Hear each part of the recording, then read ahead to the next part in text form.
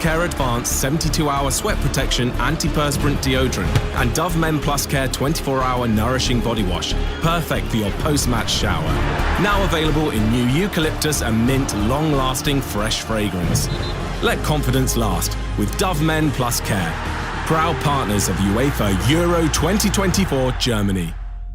I need to get snacks, I need to get drinks, should have done this beforehand. I need to get treats, gotta find a BP, gotta find a BP. Oh, my mates say won't like me, gotta find a... Oh, there it is. BP is here for all your big game essentials. Plus, BP Me Rewards members can earn points to put towards great saves. Adam in the car 1, hungry mates 0. BP, here for all of life's journeys. BP Me Rewards card or app required. For full T's and C's, visit bpmerewards.co.uk. This tournament, prepare for greatness with William Hill. Get ready for last-minute winners, legendary goals, and straight red cards. Oh, what was he thinking? Win 50% more on every England game this tournament with Bet Builder Extra, online or in the app. Only from William Hill. Available day before match to kick-off. Bet Builders are 3+ selections at 3-1 or more. Pre-match singles, match stake £20. Full T's and C's apply. 18+. BeGambleAware.org. Get match ready with Club Card prices. Like 25% off 6 or more bottles of wine or fizz. With Tesco Club Card, everyone can feel the to lower prices. Tesco, every little helps. 18+ drinkaware.co.uk. Majority of large stores ends 1st of July. Excludes Scotland. Club Card or app required. Here we are then, Jeff. Just minutes to go until the whistle. Will they make it? Tense is an understatement, Jeff. There's so much riding on it. The question is, will they be able to find that extra gear when they need it most? And here we go. Oh, yes, they've made it. That's why you drive a properly maintained vehicle. Love to see that. It's starting, come on. Make sure your journey to the match is a smooth one. Book a free vehicle safety check today at quickfit.com or your local centre. Quickfit, drive away happy every time. When Andre sold his car on finance with Motorway, he got more money. Ooh! What are you doing there? He then put that extra money into tickets to follow his team around the country. Come on, lads! Selling on Motorway was completely stress-free, which is more than I can say about being a supporter of... Sell your car the more money way, where 84% of sellers sold for more. Motorway. Validated against 2 independent sources. Visit motorway.co.uk/claim. Let's go live to hear about that winning goal. The crowd's gone absolutely wild here. How on earth do you sum up your emotions right now? Amazing. A hat-trick is just the best feeling ever. Is it though? Is kicking a ball into the back of the net really better than food fulfillment from Burger King? That warm, fuzzy feeling of total food satisfaction. Like finishing the last bite of a Gourmet King's Barbecue Steakhouse Angus. No. Correct. Burger King. That's food fulfillment. Euro Game Day Live on TalkSport 2 with Carly, the UK's #1 lager. 18+, always drink responsibly. It's Destination Deutschland. A punishing finish. UEFA Euro 2024 Germany. Hi, I'm Jeff Stelling. Join me this summer on TalkSport and TalkSport 2 for Euro 2024 live from Germany. This game on. Don't miss any of the Euro 2024 action on TalkSport and TalkSport 2. You won't miss a kick. TalkSport 2. Every sub, every send-off, every sublime set piece. Official broadcast partner of UEFA Euro 2024 Germany. Euro Game Day Live on TalkSport 2. I like it. First. You're listening to Euro Game Day Live on TalkSport, presented by Burger King. Bring home the ultimate food satisfaction. Get your favourites delivered now. TalkSport listeners, you have the choice of 2 games over on TalkSport 2 right now. Ian Danta and the former England striker Darren Bent will bringing you live commentary of France versus Poland. TalkSport 2. Every sub, every send-off, every sublime set piece. Official broadcast partner of UEFA Euro 2024 Germany. Euro Game Day Live on TalkSport 2. I like it. And a very good afternoon to you from a warm, sultry, sunny Dortmund Stadium in the Ruhr Valley. I'm Ian Danta, alongside me Darren Bent. We're gearing up for the conclusion of this particular group that also involves the Netherlands and Austria. But can France top the group by beating already eliminated Poland? And the man in the mask is back. Batman returns for the French. Austria surely have 3 points. Poland with their talent. Austria surely have 3 points. Poland with their talisman out there, looking desperate trouble in this qualification group. The level of the teams that we playing against, like the Netherlands, Austria and France, like minimum, I think that like quarterfinal of Europe champion. Poland are the first side eliminated. Poland are out of Euro 2024. It's Austria 3, Poland 1.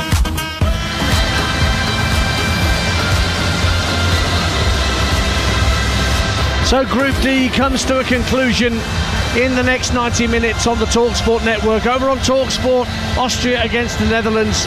But here on TalkSport 2, we'll bring you France against Poland. A reminder of the team news: 2 changes for France after that 0-0 draw with the Netherlands. Mbappe returns up front, wearing a mask to protect that broken nose. He comes in for Thuram. Bradley Barcola of Paris Saint-Germain, a surprise call-up to the squad. He gets a cap in place of Antoine Griezmann, who misses out on a European Championship tie for the first time since 2016. So it's Mike Maignan in goal, Jules Koundé, Dayot Upamecano, William Saliba, Theo Hernandez in defence, N'Golo Kante, Aurélien Tchouameni and Adrien Rabiot in midfield, Ousmane Dembele and Bradley Barcola flanking Kylian Mbappe. 5 changes for the Poles, including a change in goal, in midfield and up front. Lewandowski starts on what could be his final appearance for his country. Lukas Skorupski comes in for Szczesny in goal. Jan Bednarek, Pavel Davidovich and Jakub Kiwior in the back 3. Przemysław Frankowski, Jakub Moder, Piotr Zielinski and Nikola Zalewski in midfield. And 2 playing just behind Lewandowski in Sebastian Szymanski and Kasper Urbanski. Let's look ahead to the action this afternoon with our friends at Carling. Euro Game Day Roundup on TalkSport 2 with Carling, the UK's #1 lager. 18 plus, always drink responsibly. Darren Bent is alongside me. Benty, how you doing? Yeah, we're both. I'm all very good. I'm very hot, but yes, it's very, very good. Now, French need to win to top the group, make sure that they've got a chance to go through as first. They'll want to do that, and I guess Poland at the same time. They won't want to lose 3 in a row here, will they? They'll want to put in a performance for the fans away to our right.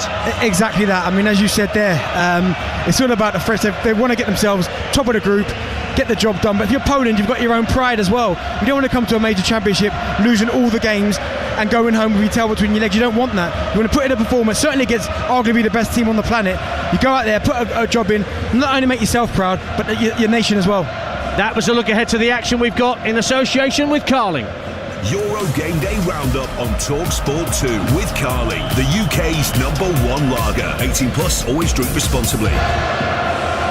The players are coming out of the tunnel, just moving their way around to the far side of the field from us for the national anthems. It's a beautiful afternoon in Dortmund. The French supporters are in the Sud Tribune, the yellow wall end here at this quite extraordinary stadium. I'll have to say, from a purely selfish point of view, I've always wanted to come here and cover a game, and it is every bit as impressive as I imagined it to be. Polish fans to our right wearing red and white, but there's plenty of tricolours flying away to our left hand side. Poland will be in all red this afternoon, France in all blue.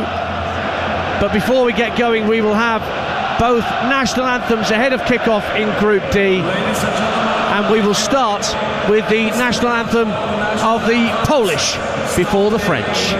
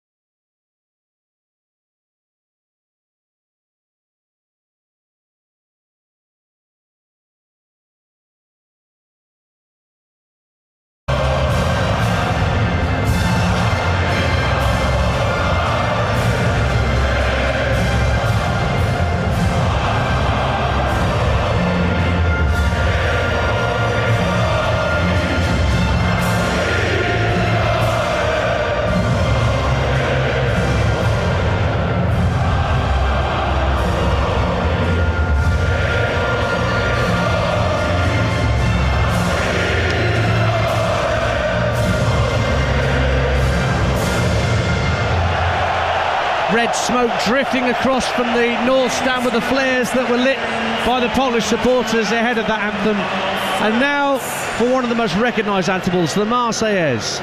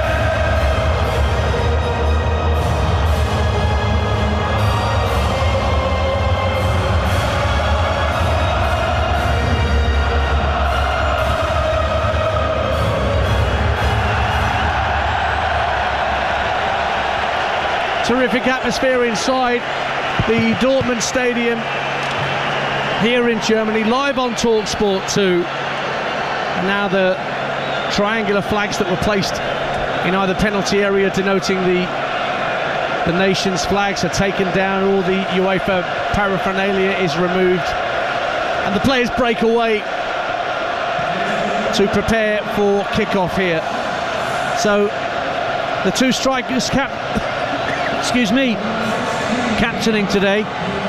Mbappe against Lewandowski, and Darren Bent talked to him about Lewandowski. He came on against Austria when we were in Berlin a few days ago. Didn't really have a chance to affect the game, did he, that afternoon? No, he didn't. He didn't really get the service, and that was a tough game as well. Austria were on top. I'm looking for a big performance in him today. This could be his last one. I don't expect it will be because of how he looks after himself. He's in great nick. But I mean, this is going to be a battle as well, because you've almost got the older generation against the new generation. I know Mbappe's not young anymore, but we've both seen these two guys, certainly for a number of years now, be at the top end. When you're talking about centre forwards, is it Mbappe, is it Lewandowski? Both of them are both absolutely incredible. Yeah, all-time record caps and goal scorer for Poland, Lewandowski. He's got 82. He scored 312 in the Bundesliga, and this, let's not forget, Benty, was once his home. Before he went to Bayern Munich, he was a Dortmund superstar. Well, I remember him playing a Champions League game here against Real Madrid, and I think they won 5-1, I think. He was absolutely incredible, and I remember thinking, who is that guy? And then obviously he went up to Bayern Munich, breaking records left, right, centre, but I think certainly for me, in my generation, he's up there with one of the best. Whether you put him first, second or third, he's definitely in the discussion. And a big afternoon for Bradley Barcola, we should mention him. Just 21 years of age, had a real breakthrough year at Paris Saint-Germain, and Didier Deschamps has placed his trust in him this afternoon, admittedly in a game that only matters to a degree, but nevertheless, Darren, you know, I think he's got a chance here, because with them not being as free-flowing as we'd like to have seen them, France, up until this point, he's got a chance. If he puts up a performance today, gets himself a goal and assist, there's no reason why he can't stay in the team, and obviously going forward, so it should be a really interesting battle today.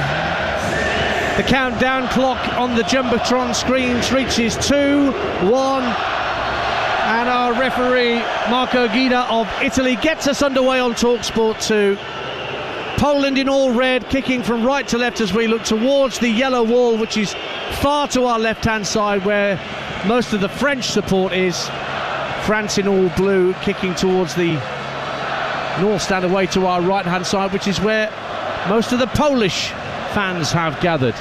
Yeah, it looks like today Poland certainly 3-5-2. They've deployed that a lot in this competition so far. They've got real joy certainly out wide, and then France in that 4-4-1-1. I expect the wide men to play their part as well. Well, here's Lewandowski immediately trying to release Urbanski down the inside right channel, but it's hit too far. I can see some heavy strapping on Lewandowski's right thigh underneath his red shorts. Ball's bounced through to Mike Maignan, the first choice French keeper.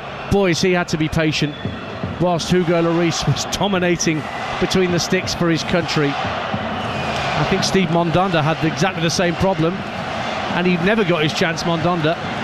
It's so surprising that, because even when they won the World Cup in 2018, I didn't think Lloris was at his best. I thought he was past his best. He made certainly some mistakes in that World Cup, and I thought maybe it's time for the next generation, but no, they kept faith with him, and now obviously Mike Magnon's got his opportunity. He hasn't let him down so far. Skorupski, with the other goalkeeper at the other end, with a very short pass out to Davidovic that Mbappe nearly stole off him around the penalty spot, but Poland have got it half clear, but it's won back by Chouameni.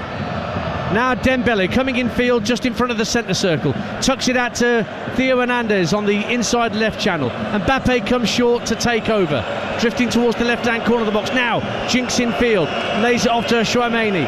Rabiot now pops up on the left hand side, tries to play a 1-2 with Mbappe, and Poland managed to win possession back, and a good ball up to Urbanski, who's now faced up just shy of the halfway line by William Saliba of Arsenal. But Urbanski turns back towards his own goal, then gets dispossessed by Rabiot. Early ball in field to N'Golo Kante. Kante to about 25 yards out, finds Dembele. Now moving up on the right-hand side is Jules Koundé. Kante again. And then he gives it away. Collector's pass there, although Dembele very swift to take the ball off the toe of Piotr Zielinski. And the ball's back with Chouameni.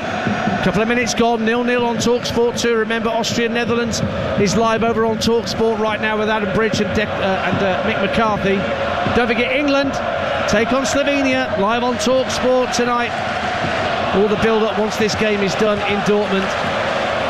See if England can top the group. If they don't and they finish second, England will be back here on Saturday to face the Germans. Meantime, France have won a free kick just over the halfway line, and Dembele plays it short to N'Golo Kante, rolls it back to Saliba. I'll tell you what, Poland are going to have to start the game a lot better than they started against Austria. The first 10 minutes in that game, Austria were at them, they pressed them, they won the ball back high up, they caused them problems. Against this French team, if you do that, you could be 2 down before you know it. Oh, Rabiot now trying to dart through a couple of Polish players on the left wing, and they prevent the corner, Poland, but it is a throw. 10 yards from the corner flag. Referee's got to do his shoelaces up before the throw can be taken. Yeah, Bradley Barcola, they're being really positive, trying to get out 2-3. He's been doing that all season for PSG. But as I said, Poland, they have to start. We've got to find a way of getting up the pitch and trying to get support to Robert Lewandowski. Or it's going to be a long afternoon for him. Barcola collects the throw from Theo Hernandez, elects to go back towards the halfway line, and Aurelien Chouameni. Lovely little lofted pass from Chouameni out to Jules Koundé on this near side, the French right. Kante now picks it up in field. 0-0, 3 gone on TalkSport 2. And the French now coming forward with Hernandez. Finds Barcola out on that left wing, level with the edge of the penalty area. Frankowski trying to close down the space. Barcola drives past him brilliantly, pulls it back to the penalty spot intelligently, and Jakob Moder turns it behind for a corner. There was nobody there in French blue to turn home what was a sensational run across from Bradley Barcola. 0-0. The only one that was in there was Dembele, and he didn't really have any movement. He kind of hung along the back post. I think in that type of situation, you see him going down the line, you have to get yourself to that front post space. First corner of the game, Dembele to take it for France, right-footed in swinger, but have to take it again because there was a bit of pushing and shoving that the referee was spotting just as the corner was about to be taken. So Dembele gets a second go, and the referee making that similar as if to say no more in terms of the pushing and shoving. Chouameni makes a run to the 6-yard line. It goes all the way through players from Dembele's corner and dribbles through for a goal kick in the end. 0-0. What a cross that was. And if I'm Dembele, I'm screaming at the 2 centre-halves, I'm screaming at Mbappe, where are you? The ball practically bounced in the middle of the 6-yard box and went out for a goal kick. Surely that's exactly as an attacking player where you want the ball. It was the right pace, the right area. You're begging somebody, make the run into that 6-yard box. It's practically a tap-in. The fact that no one's there, I'm really disappointed if I'm Dembele. So no Griezmann today for France. He started their last 11 games at the Euros. His only game on the bench at the Euros was in 2016, the second game, but he came off the bench to score against Albania. He will be chomping at the bit to get out there at some point this afternoon. Particularly the way the French have started, very much on the front foot. Poland have barely got the ball out of their own half. They've got a chance to do so now on 5 minutes with Frankowski on the far side of the field there right. Lovely ball in field from Sebastian Szymanski. Now Lewandowski lays it off to Szymanski. Great run through the middle, but it's cleared away by Saliba. Zielinski with a drive from the edge of the area, well held. Low down to his left by Magnon. 0-0. Do you know what? Lewandowski's touched at Ubanski. He's got to give it back to him. If he gives it back to Lewandowski in that particular area, he's got a shot on goal. But the fact he took that extra touch right on the edge of the box allowed the space to kind of condense. If he'd have popped it back to him one touch, Lewandowski's got a free shot from 10 yards out. As it was, it's a decent enough hit from Szymanski, but well held by Manuel. That's the first effort on goal. And unlikely as it may seem, it came from Poland after the way France have dominated the opening 6 minutes. 0-0 on TalkSport 2 here at the Borussia Dortmund home, the Westfalenstadion in the Ruhr Valley. And the ball goes out of play for what should be a French throw. Barcola hit it against Jakob Moder. And the throw taken quickly by Rabiot, and he gets it back from Hernandez. He's on the halfway line, right on the far touchline, Adrien Rabiot. Never been backward in coming forward about expressing his feelings, Adrien Rabiot. And he's fallen foul of Didier Deschamps before now. Refused to be a standby, you might remember. I do remember that. For a major tournament. And that didn't go down well. But he's back in favour and playing out on the left of this midfield three for France this afternoon. He receives the ball now. Clips it back to Saliba. Upamecano, I'll get it right, get my teeth in. Just to his right, finds Jules Koundé. Koundé up to Dembele, just over the halfway line. Might have a run at Zalewski here. Elects to come in field and then knock it backwards of square to N'Golo Kanté. Now the captain Mbappe, the man in the mask, out to the left-hand side for Barcola, hugging that far touchline. Mbappe gets it back just in field, just jinks further in field, almost shaped to shoot for a moment. But he will find Dembele. Koundé on the overlap, but Dembele going down the right side of the box himself. Tries to pull it back, but it's a weak cross and easily picked up by Zalewski, who drifts down this left-hand channel, hits the ball against N'Golo Kanté and wins a throw. As Zalewski was running the ball out there, and he'd done really well, to be fair, to pick up the second ball. He tried to run N'Golo Kanté, and in my mind straight away I thought absolutely no chance. I mean, what is quite interesting from this French team, the way they've lined up, is N'Golo Kanté's playing a little bit further forward, which is quite surprising, because for me he's one of the best holders, if not the best on the planet. The fact that he's playing a little bit more advanced, it's quite clever that from France. Over on TalkSport, Austria have the lead. An own goal by Daniel Malins giving them the lead against the Netherlands. That puts this group firmly in France's hands. If they can get the win here, they will top the group. But it's 0-0 here with 8 minutes gone on TalkSport 2 on this very sultry afternoon. Bright sunshine in Dortmund. Upamecano guides the ball back to Manuel.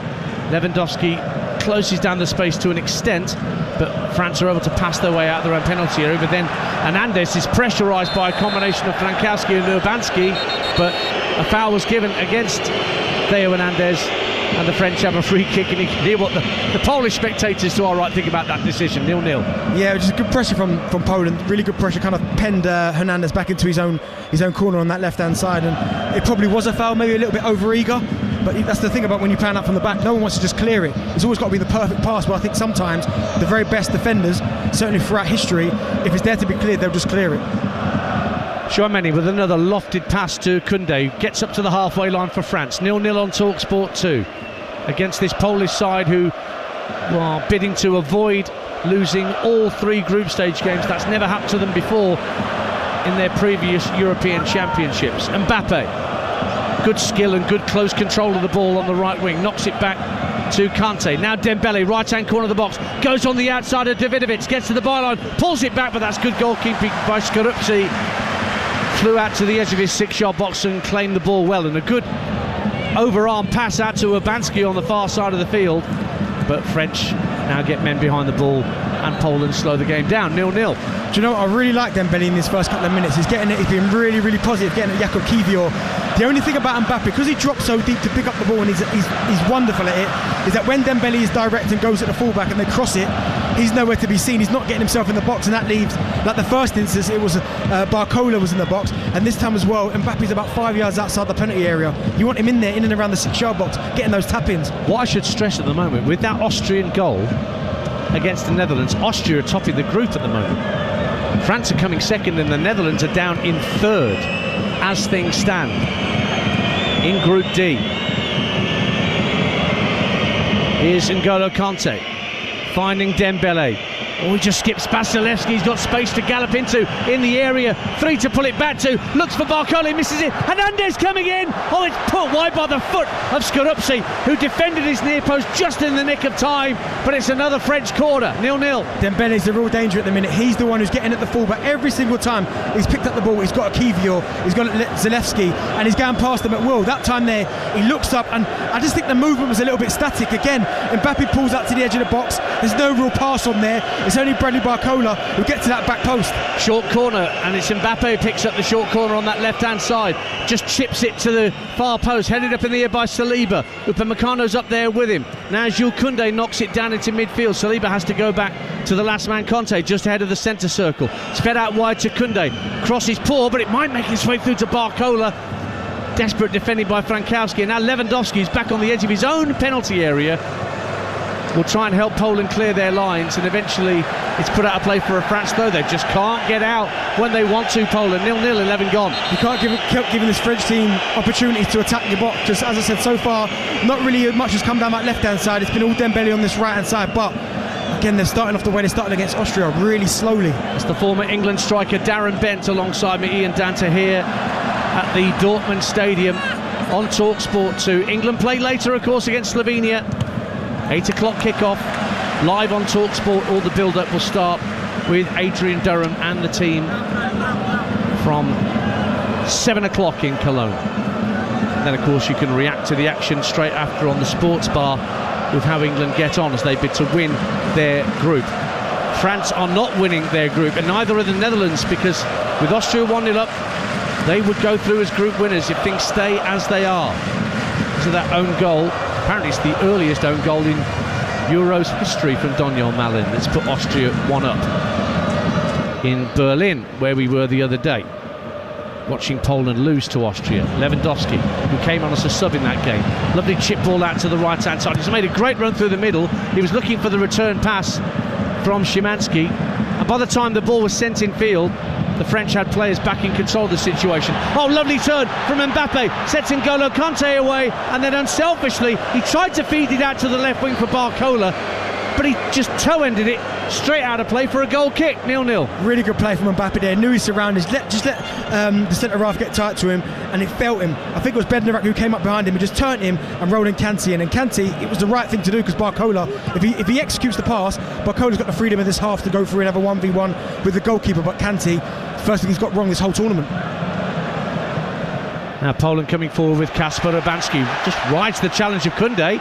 Moves into the French half of the field. Lovely reverse pass, sets Sebastian Szymanski away, and his drive is hit behind by Hernandez, who blocks it. Good covering from the left back, coming across to the right hand side of his own penalty area. But Poland now have their first corner of the game at 0-0 on TalkSport 2. Really good play from Poland there. Little 1-2s in and around the box. People not going with runners. And Kasper Urbanski, I mean, he goes through there. I'm thinking square it, because if he squares it, then I think Frankowski's got to tap him. But it's fair. Good defending from Koundé. Really good defending. So Sebastian Szymanski will have the resulting corner kick at the yellow wall end to our left. It'll be a left-footed outswinger. Poor corner, it's headed only half clear, driven back in and straight at the goalkeeper. Magnon, who then runs into Lewandowski. The chance came to Kasper Urbanski at the edge of the area, because France did not clear their lines well at all. But Urbanski shot straight at Mike Magnon, who then barged into Lewandowski. Lewandowski, the aggressor, says the referee. Free kick, France, 0-0. Yeah, it's a good chance that for Urbanski as well. I mean, it's a difficult one because it bounces up, it comes to him quite quickly. I mean, he hits the target, which is all you can ask, but again there, it's hard. He could take a touch, a crowded penalty area. He does well to hit the target on his left foot as well, and it's a comfortable save from the goalkeeper, but again, France, we've got to pick up those second balls. So Poland have had a couple of little sighters in this opening quarter of an hour. We're ticking round towards 15 minutes on TalkSport 2 here in Dortmund.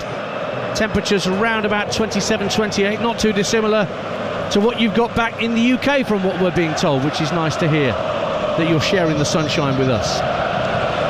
Mbappe gives the ball back to Hernandez on halfway. Chouameni lays it off to Saliba, and now Barcola, this little boxer tricks, who emerged at Lyon before his big money move to Paris Saint-Germain. As we say, just winning his third cap this afternoon and his first at a major tournament. But it's on the other side of the field, the near side to us. Dembele, right-hand corner of the box, goes in field to N'Golo Kante. He gives it back to Dembele. Koundé's there for the overlap, but the ball swung in deep and beyond Barcola, beyond the far post. But Mbappe is out there, and the ball ricochets into the path of Hernandez. Mbappe again, up against Sebastian Szymanski, level with the edge of the area, drives in field from the left-hand side, but good touch from Szymanski, roared on by the Polish fans, and now Szymanski trying to lead a counter-attack. Only Lewandowski ahead of him, To his left is Nikola Zalewski. Picks up the ball now. Faced up by Koundé and Kante. Goes back into the edge of the centre circle for Jakub Moder of Brighton. Now Zielinski, the real creative hub in Poland's midfield. Their number 10, who was captain in Lewandowski's absence. He has the ball again, just over the halfway line. Tries to play on the ball in the feet to Szymanski. Makes it in the end via a deflection off Chouameni. And here's Jakub Moder, just by the centre circle. To his left is the Arsenal man, Jakub Kiwior. Now Zalewski, hugging the left wing, looking to take on Jules Koundé for praise. Tries to whip the left-footed cross in, but out of play for a throw. 16 gone on TalkSport 2. France 0, Poland 0. Poland are certainly having a lot of possession out on the edge of France's box. Little 1-2s. It's working well. They're not going with tracking with runners. And then Jakub Moder decides he's going to have a crack at goal from fully 35 yards out. And, well, it's a long way to the back of the yellow wall. Actually, in fairness to him, he didn't make halfway up that stand, but it was well over, 0-0. Do you know what? I think Poland just realising now that other than Kante, you've got Chouameni, you've got Rabiot, these guys are not really wanting to put the shift in to run back, and they're just committing one or two more men forward, and it's causing France a problem, especially on transition. Every time they win the ball back, they're at France's backline as well, and there's only Kante there holding, so it's really patient play and effective play from Poland so far. I'm sure word will have got out there to the French players that the Netherlands are behind, and that Austria are winning the group at the moment as things stand. It's 1-0 to Austria, courtesy of a very early own goal. That game's live over on TalkSport right now if you want to catch that with Adam Bridge and Mick McCarthy. And any of you Scotland fans who want to avoid England tonight, Denmark-Serbia is here on TalkSport 2 at 8 p.m.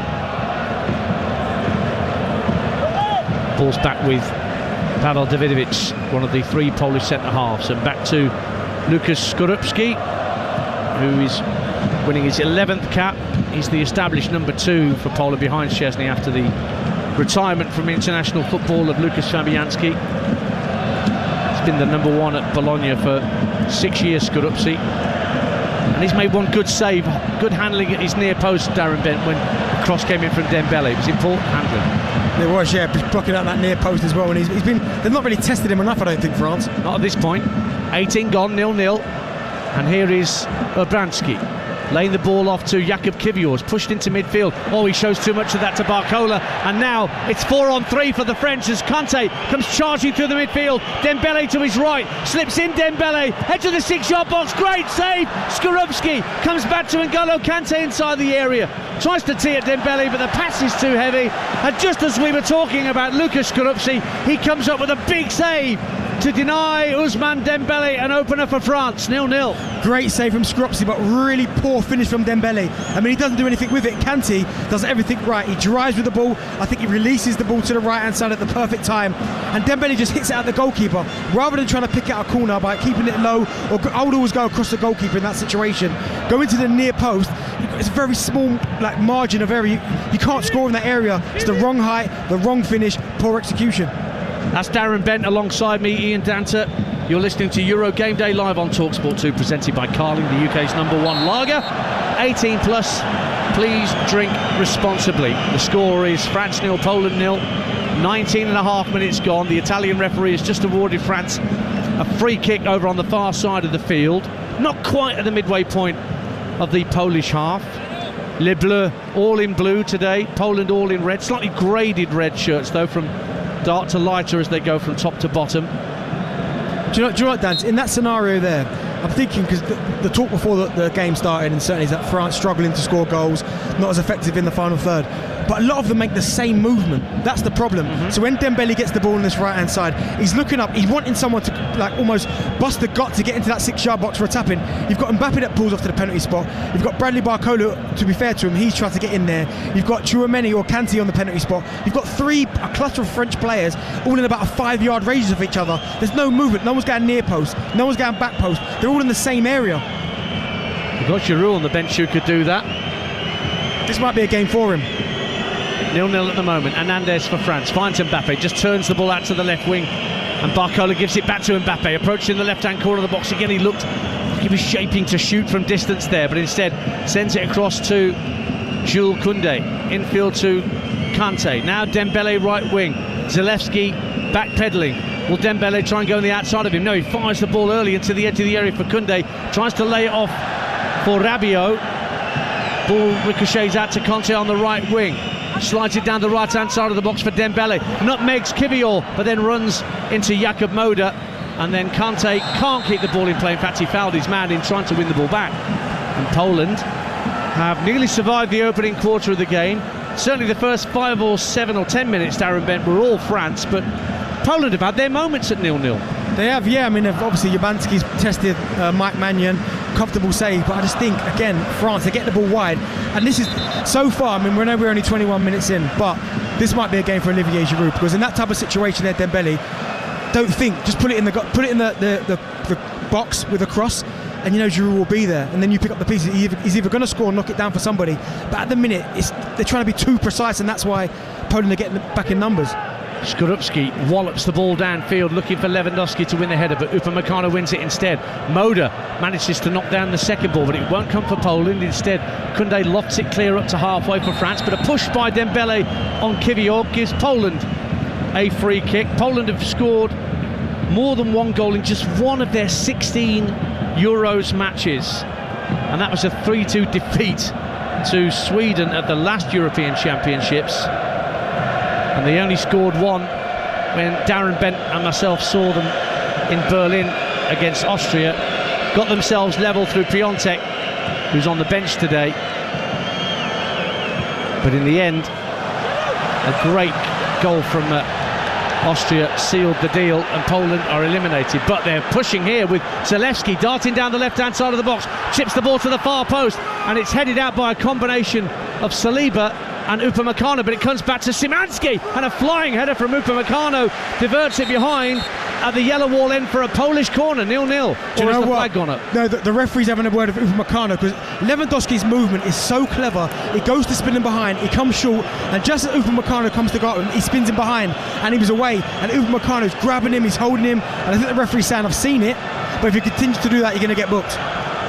So Sebastian Szymanski with a second Polish corner at the yellow wall end to our left-hand side. It'll be a left-footed outswinger from him, deep to the far post, flicked out by Barcola. Mbappe trying to get away from his man. Oh, he's clearly having his shirt pulled, and the referee wants to book the Polish player Zalewski, even though Mbappe managed to shrug him off and was motoring clear. Yellow card awarded to Nikola Zalewski at 0-0. Yeah, probably the right decision from Zalewski, because anyhow Mbappe's got free. There was no other planet Zalewski was catching him, so he just thought, you know what, so I can allow my rest of my teammates to help me out, I'll just take his shirt. I thought probably we would have swapped after the game, but clearly he wanted to do it then and get back into shape. Here's Jules Koundé for France. Quarter of the game gone. We played 24 minutes on TalkSport 2. Tchouameni in the centre circle, which is shaded. Gradually more and more of the pitch is getting in shade, the shade coming towards us as we sit in the east stand here. Ball work back to Adrien Rabiot, midway point of the Polish half, out on the left-hand side. Barcola trying to roll his foot in the ball with his back to goal and try and work an angle, but tried to do too much, and Poland won the ball back. And it's tucked back by Kivior to Skorupski, his keeper, who, under pressure from Conte, passes the ball very calmly out to Frankowski on the right-hand side, 0-0. I mean, Bradley Barcola there, he's trying to be positive, but he's going into an area where there's way too many bodies, and again, that's the problem, is that they're looking up to cross it, and Mbappe's on the edge of the box, there's no real target in there. You get a Giroud on, then you ain't even got to think about it, you pop it into that area, and he's there. Poland give the ball away. Dembele sends the ball out to Barcola on the left-hand side, down the left-hand side of the box, puts it across the face of goal, or tries to, and it's turned behind for a corner kick. It was Jan Bednarek that got the vital touch. A third corner of the half to France, 0-0. Good play again from Barcola. It's been really positive this first half, but again, even if Jan Bednarek doesn't block that cross, there's only N'Golo Kante in there. Dembele's in the edge of the box, Mbappe's on the edge of the box. They've got to find a way of getting more numbers in where you're going to score goals. Clutch of players around the penalty spot in both red and blue as Dembele prepares to take the corner kick from the far side for France at 0-0. Whistles go up from the Polish fans behind that goal to our right. In it comes from Dembele. Good claim by Skorupski, coming to the edge of his 6-yard box. Rabiot was the player closest to him for France notionally, and he ended up barging into his own player, Jan Bednarek, 0-0. Yeah, good play from Skorupski there, getting the ball. Movement from France was a little bit better there, but the cross from Dembele had a little bit too much air in it and allowed the goalkeeper to come and claim it. 25 minutes gone in Dortmund on TalkSport 2. 0-0 the score in this Group D encounter. Over on TalkSport, Austria lead the Netherlands without having taken a shot. An own goal has put them in front, and Austria top the group. France will be second, Netherlands third as things stand. But that can all change with a goal here. And Rabiot trying to do something about it for France, looking to release Hernandez down the left-hand side, but too much club on that pass. And it goes behind with a couple of bounces for a Polish goal kick, 0-0. Yeah, they're struggling a little bit down that left-hand side, France. I mean, you've got Hernandez who's trying to do the overlap. We've got Bradley Barcola who's coming in off the line, that's allowing the space for Hernandez to get around him. You've got Rabiot going over there as well, but they're just not gelling over there at the minute. Remember, France have failed to score in their last 3 games themselves. The only goal they've got at this tournament was an own goal. That was Max Wöber, who gave them the 1-0 win against Austria. And Mbappe's got this weird thing I was telling you about the other day, Benty, that he's failed to score from 18 attempts at goal in European Championships, and yet he's got loads of goals at World Cups, 12. It's a bit like Thomas Müller and his record for Germany. Very bizarre. So strange that, because you're right, it's almost like the World Cup comes around, he shows up, and in the European Championships you're expecting a little bit more from him, but listen, he's a top player. That won't last. that stat there about him not scoring won't last. And there's going to be a drinks break midway through the first half because of the really high temperatures here. As we mentioned, it's about 27, 28 degrees. Thankfully, me and Benty are kind of dressed for it. We had to buy bucket hats in order that we could see the action in this first half, because the sun is starting to disappear behind the stand opposite us, and it's quite hard for us to see the monitors that are in front of us that give us technical information, but we can certainly see the players down beneath us who are now having this drinks break, either drinking the water or tumbling it over themselves. But the score at 0-0, Benty. Yeah, it's been France have, I wouldn't say dominated, but they've been the better side for sure. Poland, a couple of opportunities. Lewandowski looks sharp if they can get him the service.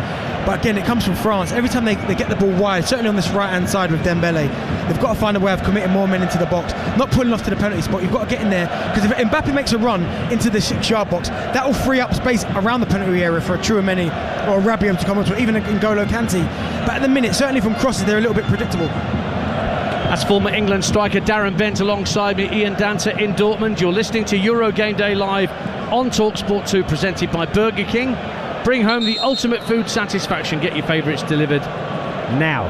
England later against Slovenia, live on TalkSport. Here on TalkSport 2, you'll hear the other game from that group, Denmark against Serbia. You just heard the blast of referee Guida's whistle, which means both sets of players will set themselves back up for a restart, and it's 0-0, and France looking to top the group, but they now need a win in order to do so, based on what Austria are doing 1-0 up against the Netherlands. Mbappe sticks the black mask back around his face. He had one in tricolour colours, I noticed, when he was training. I wonder if that's bothering him a little bit, because it's hot, the sweat getting into his eyes, because he came in and had the word of Didier Deschamps, and they got gave him the towel when he dried it down, so I just wonder if that's causing him 1 or 2 issues. You've never worn one yourself, no? Yeah, it's a Halloween party. That's about it. And was it itching within 5 minutes if you get through the door at that party? You could say so. Yeah, so we that. can imagine how Mbappe's feeling in 28 degree heat. He's captaining France today. The other captain out there, Lewandowski, lays the ball off for Poland from the halfway line. Back to Jakub Kiwior. Kiwior under pressure from Ousmane Dembele. Neatly turns away from him. Zalewski hugging this left-hand touchline, still in his own half. Feeds the ball in field to Lewandowski. Just drifts away from Rabiot. Good footing though from Rabiot to win it back for the French. And then Kante will look to lob it down the right-hand side. Dembele can't take the ball with him. He was under pressure from Jakub Moder. Just couldn't get the ball under his spell and take it away down the right-hand side. 0-0. Right idea from Kante, just wrong execution, because Dembele would have been 1v1 with Jakub Kiwior if the ball had got to him, but just didn't manage to get there. Too much error on the pass, and then Dembele couldn't take it with him. Now it's with Frankowski down the right-hand side, but France win the ball back only temporarily. Jakub Moder has possession. Now Jan Bednarek back in the Premier League after Southampton won the playoff final against Leeds, live on TalkSport. He finds another Premier League defender in Jakub Kiwior. Moda of Brighton tries to send the ball through the middle for Lewandowski, but out comes Magnon quickly off his line and smothers the ball at the edge of his 18-yard box. 0-0, half an hour gone. Jakob Moda, right ball, just a little bit too much on it, to be fair, because Lewandowski again, he's done it so many times this first half. He's gone short, and every single time he's gone into that midfield area, Uwe Meccano's come right behind him and he just spins him. But the pass was the right pass, just wrong execution again. Dembele inside his own half, poor pass intended for Rabiot, but easily picked off by Sebastian Szymanski. Tries to tuck the ball in field for Urbanski, but the ball wouldn't stick with him. Chouameni helped tidy up for the French, and now Theo Hernandez finds Mbappe on the halfway line, out to the left-hand side. A couple of step overs, and then he tries to drift past his opposite number, Zielinski. Barcola picks it up now, left wing. Nobody in the box for France. Barcola darting in himself, but it's won back by Frankowski, who just hoofs it downfield looking for Lewandowski. He wins the header on, but nobody made the run in behind. But there was nobody in the box for that French cross from Barcola. And that's been the problem this whole first half, and you can see why the French are struggling to score goals now, because Barcola's done it, Dembele's done it. Every single time they go at their fullback and they get past him, they look up, there's not a single body in there. And Kante's made it a couple of times, but he's not your goal scorer. Mbappe's your goal scorer, and I know, listen, he's one of the best players on the planet, so who am I to say anything to him? But from a scoring ugly goals point of view, those tap-ins are, you can't buy those goals. As the ball goes across the box, you haven't got to think about it, you're there. Now Dembele with the ball right-hand side of the box this time. First time ball from Koundé, half cleared, out to Kante, but he shows too much of that to Moda, and he fires the ball upfield, and Lewandowski holds it up well, nearly runs into the referee, turns away and feeds it out to Szymanski on the left-hand side. Zalewski making a run ahead of him down the left-hand side, has it now, up against Koundé. Sebastian Zalewski now moves up to the edge of the penalty area, picks it up now, Szymanski chips it, or attempts to chip it down the left hand side of the box for Urbanski, but Upamecano is there, but his agricultural clearance straight onto the chest of Jakob Moda. There's so much football, Jakob Moda must be delighted to be here, despite Poland not being able to get any points on the board as yet. Kiwior of Arsenal, out to the left-hand side, and Zalewski, good first-time ball. Zielinski down the left-hand side of the box, crosses the far post. Lewandowski heads wide, he wants a corner. It's not been given. He claims Magnon got a hand to that. He didn't even have to jump for that header, Robert Lewandowski, on a plate from Zielinski's left foot, but wide of the target. 0-0. Do you know what? I think it's good defended from Saliba. It's a really good header from Lewandowski. Heads it down. I'm still not quite sure it beats Mike Mannion even if it hits the target. It came off the outside of Saliba's right boot. You're dead right, Darren Bent. So Saliba, I think, gets a blocking, so he's a bit unlucky there. But I was going to say, if they could get Zielinski and Robert Lewandowski in and around each other's space, they're both really good technical players. They link well. I just wonder if they'd get a little bit more joy. But because Zielinski's a little bit deeper, he can't quite get up there to Robert Lewandowski. 12 minutes to half time. France 0, Poland 0 on TalkSport 2. In Group D, where Austria still lead the Netherlands by a 1-0, which sends the Austrians top of the pile in Group D. Would leave the French second and the Netherlands one of the best third place teams. Poland win the ball back on halfway, and it's Urbanski who's running at Saliba now down the inside right channel. Frankowski trying to join in on that right hand side. Urbanski slips slightly, still manages to find Szymanski. Now it's out to Frankowski, right hand side, level with the edge of the area, comes in field, looks for Szymanski again. Good footing, vital footing to take it away from Szymanski. I think it was Rabiot that got the vital touch. And N'Golo Kante picks the ball up for France and tries to release Dembele down the right wing, but it's intercepted by Kiwior. 0-0 the score. Kiwior runs into Koundé, and N'Golo Kante again. Oh, that's a bit lazy from N'Golo Kante, trying to backheel it to Koundé behind him, but he came off the wrong part this heel and straight out for a Poland throw. 0-0. Do you know the word I'd use to describe France in this first half? Careful. Lethargic. Okay. The way that they're playing is almost like they know they're through, they're winning the group, and they don't understand obviously the situation with the Austria game, but there's no intensity to their play, there's no little 1-2s, no one's really breaking their neck to get into the box, no one's running in behind, it's all straight lines, it's slow, sounds familiar. Sounds familiar as an England fan. Yeah, well, let's hope we don't see that later on, but yeah, France have got to find a way of upping the gear a little bit, because right now at the minute Poland are comfortable, they get back into positions really early, and then it's even more difficult. A simple pass there from Kante, who by the way this tournament's been brilliant, it gives it away. 10 minutes to half time. Ian Danta and Darren Bent, former England striker, with you in Dortmund. France 0, Poland 0. Ball sent down the France left, looking for Rabiot, but a very comfortable header cleared by Bednarek. But it will come back Rabiot's way. Finds Barcola, this young precocious talent from Paris Saint-Germain. Chouameni goes for goal from fully 30 yards out, and it's comfortably blocked. And away comes Jakub Moder with the ball for Poland, but through the legs and away from Urbanski, who claims he was caught by Upamecano, and he stayed down, and the referee says that he needs treatment from the Polish physios. 9 to half-time. France 0, Poland 0. Darren Ben. Yeah, a little bit clumsy, a little bit naughty as well from Upamecano. I mean, the ball's gone, and just the after stamp, he caught Urbanski on his ankle, and it's a little bit naughty. It's certainly not a red card or anything, but clumsy is probably again the word I'd use for that tackle there. It could have been given as a foul. I had a nice drink of hot water then whilst you were talking. I've tried to keep mine in the shade, and it's just not happening. Yeah, tepid. Doesn't even describe it. I'd probably fry an egg on this desk that we're commentating from if we're not careful. It is warm, but it's not affecting the tempo of this game too much, certainly not from the Polish point of view. Mbappe for France at 0-0. Inside right channel, slides it out to Dembele, level with the edge of the area, up against Zalewski once more, lays it back to N'Golo Kanté at the edge of the box, tees up Chouameni, right-footed shot dragged wide, but it took a deflection. It's a corner kick to France away to our left, right rather, 0-0. Yeah, really good opportunity there from Chouameni. We've seen him score goals from there before against England in the last Euros, in the World Cup. But yeah, I mean, edge of the box, edge of the D. It's good defending, to be fair, because they throw bodies at it and he can't get a clean strike on it, and it goes out for a corner. Which is to be taken on that far side once again by Ousmane Dembele.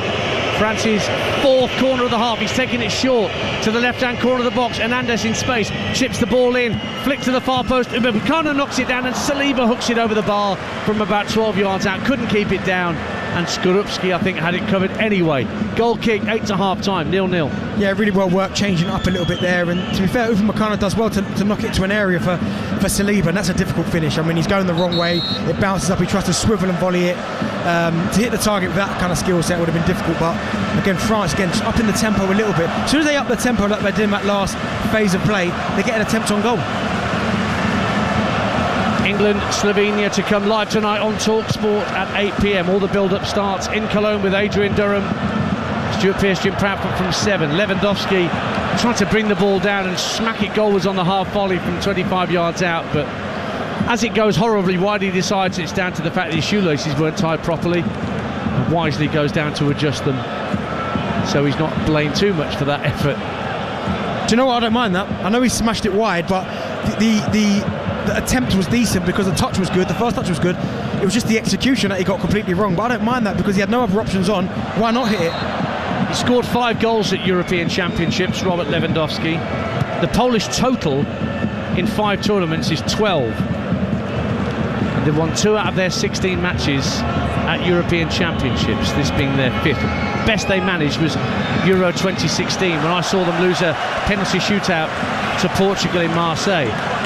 France think they've won a corner, but Dembele was the last to touch it, says the assistant on this near side. And Dembele toe pokes it back across the 6-yard box for Skorupski to take the goal kick. I think that's the right decision. It looked like Dembele tried to get there, but it looked like Jakub Kiwior got there just before, and it came off Dembele's foot. But I mean, you're talking about Lewandowski there, and this first half, it's not just about his goals. It's about his creativity, how he takes the ball, and we saw someone absolutely fire a ball into him. He killed it with his first touch, he turned Upamecano, he brings others into play. It's his whole all-round game. Skorupski's long goal kick downfield, looking for Lewandowski, but Upamecano wins the header that time for France. Dembele hooks it over his head on the halfway line, looking to send it from right to left, but it won't find Barcola. Frankowski heads clear, but Hernandez picks it up for the French in their left-back position, right by the halfway line. Plays a 1-2 with Saliba. Now Chouameni, who passes the ball along the deck through the centre circle to Koundé. Early ball looking for Dembele, keeps it in play on this near touchline. The right hand side, again Zalewski backpedaling, lays it back to Koundé, back into the centre of the Polish half for Chouameni. Now Mbappe has it left hand corner of the box. Will he drop his shoulder and try and go for goal? No, he rolls in Hernandez down the left hand side of the box, pulls it back to Rabiot with his back to goal at the edge of the area, tries to tee up Mbappe. He's made room for a shot, won't take the shot, tries to play a 1-2 instead, goes down under pressure from Davidovic, and the referee says get up. And meantime, Poland try and bring the ball clear, but Urbanski is beaten to the ball by William Saliba, who passes it field to Upamecano, 0-0. I don't know why Mbappe didn't get the shot off. He did everything right. He used his body and he was under pressure. He plays a nice little 1-2 with Rabiot, just hits it. He wants to take that extra touch and it kind of gets crowded out and then he dives. It's never been a foul. But just have a shot. We get to see him have a shot in this first half. He's done the hard part, created that half a yard, just hits it. Bradley Barcola left-hand side for the French. Finds Rabiot at the left-hand corner of the box. Zielinski in front of him. Goes infield to Mbappe. Now Barcola. Mbappe takes over. Great save by Skorupski. Just turns it round for a corner kick. Suddenly it was really tight for space on the left-hand side of the 6-yard box. And Mbappe flicked it goalwards, but a flick of the left glove from Lucas Skorupski kept it out. Corner France, 0-0. Yeah, good play there from Bradley Barcola on the half turn. And Mbappe using that pace. 5 yards. Wow. Dembele's corner headed up and over by Upamecano, and that's a goal kick, but Skorupski just instinctively took the left glove of that effort from Mbappe, didn't he? Do you know what he did? And do you know what the problem was? Is that because it was running out of play, Mbappe couldn't open up his body. Running down that left-hand kind of channel, you want to open your body up and use your right foot and kind of guide it into that far corner, but because he's running out of space, he's trying to get contact on it as quick as possible. He's trying to just stab it into the ground, and it's a really good save. Urbanski chests the ball down neatly in the centre circle, then he's dispossessed by Upamecano. Rabiot though runs into Szymanski, he fouls Szymanski, and the referee brandishes a yellow card the way of Adrien Rabiot. That's his first of the tournament. He's not walking the yellow card tightrope like Messrs Dembele and Mbappe are, but it's a booking all the same, and Poland have a free kick, 0-0 late in the first half on TalkSport 2. I think Poland have done really well to kind of get themselves back into shape really quickly. I mean, the only problems they've caused themselves is when they've lost possession, and then France have kind of got Kante, Tchouaméni, Rabiot, Mbappe running forward. But on the whole, this first half, there haven't really been too much pressure on them from France. Jakub Moder will have the free kick. Mbappe standing right next to him like he wants to take a short pass to him. Moder will just loft it down the left-hand side, looking for Nikola Zalewski. Brings it down and will keep it in play. Volleys it across the face of goal, but it does drift out for a goal kick in the end away to our left, where the French fans are bouncing in the yellow wall end, the south stand, but not a great deal for the French to cheer about. 2 minutes of normal time remaining in this first half, 0-0. Yeah, nothing at all really. Nothing at all. I mean, they've had a few moments just there. We saw Mbappe have an opportunity, but in terms of their free-flowing football and their attempts on goal, it hasn't been great this first half. I said it before, very lacklustre, lethargic. Barcola trying to inject pace. Finds Rabiot, left-hand side for France. Getting up towards the edge of the penalty area. Now Mbappe takes over. Lovely ball down the left-hand side of the box for Hernandez. Across the face of goal, it doesn't find anybody in blue. It's Zalewski who clears it away. That looked an almost certain goal for France as they got him behind. But Nikola Zalewski back in front of goal to clear his lines when there could have been 2 or 3 in French blue that could have touched it away. Yeah, it was again. Dembele was in there. To be fair to France this time, on this occasion, there are 3 or 4 in there and it manages to evade all of them. But that's what you've got to do. You've got to get numbers in there because it's good play from Hernandez. He puts a really good ball in there. Dembele, Kante, Rabiot's in there, but it just eludes all of them. But that was better from them. Approaching half-time, 0-0 on TalkSport 2. Barcola for France, level with the Polish penalty area. Finds N'Golo Kante, back for Hernandez. Mbappe again takes over that left-hand corner. Plays a 1-2, gets away from his man, tries to roll it in at the near post and Skorupski blocks it behind. He had Dembele calling for it at the far post, didn't use him. Mbappe went for goal. Skorupski saves, corner. Really good play from Mbappe. He loves that little 1-2 with Rabiot when he's in behind. I thought he was going to get brought down for a penalty, but I don't think that Dembele was on for the cutback. Short corner finds Theo Hernandez, left-hand corner of the box. Time to measure a crossing. Headed out by Davidovic and then whacked clear and out of play by Frankowski. And so Mbappe still waits for his first European Championship goal. Dembele might have a word with him about half-time about not passing to him. I bet he doesn't. Bradley Barcola picks it up instead. Left-hand side. We're into 2 minutes of minimum stoppage time at the end of this first half, and Barcola runs out of room over on the left-hand side, and it goes behind for a Polish goal kick. I mean, it's great play from Barcola, the little back heel. But as Mbappe goes past him, I'm thinking, can he find Dembele? I think it would have closed up. I mean, the goalkeeper Skorupski does really well, so he kind of covers that near post angle. You've got Jakub Kiwior getting back in there. You've got David with kind of cutting off that area. So even if they had tried to square it, I think the ball wouldn't have got to Dembele. Mbappe definitely tried to play it through Skorupski's legs. but Skorupski did like a cricketer does, fielding it long on, and just got his knee across and blocked it behind. So we're into added time at the end of the first half in Dortmund, 0-0. Here's Jakub Moder trying to fire the ball through the centre of the field along the deck, trying to find either Urbanski or Lewandowski. Shamani brings it clear, strong run from him over halfway, drifts out to the left-hand side and feeds the ball further down the line to Barcola. What a challenge by Frankowski, but it was too heavy, said the referee, and he's going to be spoken to. Maybe a yellow card, I'm not sure, for Przemysław Frankowski. Certainly going to be spoken to by the Italian referee. And France, right at the end of the half, have a free kick out on the left-hand side, 0-0. Do you know, it's probably one of those challenges a couple of years ago it probably doesn't get given, but because it almost does that scissor action and leaves the ground a little bit, that's why obviously endangering an opponent as soon as you leave the ground. I think that's why the refs give it. But no yellow card. Now Dembele standing over this free kick. It's a yard, maybe two in from the far touchline, and almost level with the edge of the Polish penalty area. Poland holding their line 12 yards from goal. Very narrow as well. Upamecano at the far post, Mbappe at the near, struck by Dembele, and Skorupski flaps it away under no real pressure, but it goes out of play for a France throw. And that is the end of a frustrating first half for the French, looking to try and top Group D. They have found Poland a very tough nut to crack in this opening 45, and in fairness to Lukasz Skorupski, coming in for Wojciech Szczesny in the Poland goal, he's been the livelier goalkeeper, but he's dealt with everything that France have thrown at him in that first half. And at the other end, Mike Manuel had to be smartly down to his left-hand side to save a shot from Urbanski from the edge of the area. Darren Bent, at half-time, it's France 0, Poland 0. What do you make of it? Yeah, it hasn't been great from France from an attacking perspective. I mean, a bit too lethargic. It's only the last probably 10 minutes you'd have to say they really maybe upped it a little bit and tried to cause Poland problems, but before that they were quite comfortable. But just when they up at the tempo and the little 1-2s with Mbappe and Bradley Barcola, they just almost unlock Poland a little bit. So I think if they up the tempo a little bit, certainly in the final third, they'll cause them problems. Penny for the thoughts of Didier Deschamps at half-time. And Antoine Griezmann, love to know what he's thinking right now, sat on the bench, wanting to be a record appearance maker at major championships for the French. Not starting today. He'll be in Deschamps' ear, surely to goodness. I think we'll definitely see him second half. I think we'll definitely see Olivier Giroud as well. And Bradley Barcola's done really well this first half. He's a youngster, 21 years old. He's been really positive. But the only kind of obvious change I can see that could happen is going to be Mbappe to that left-hand side and Giroud down the middle.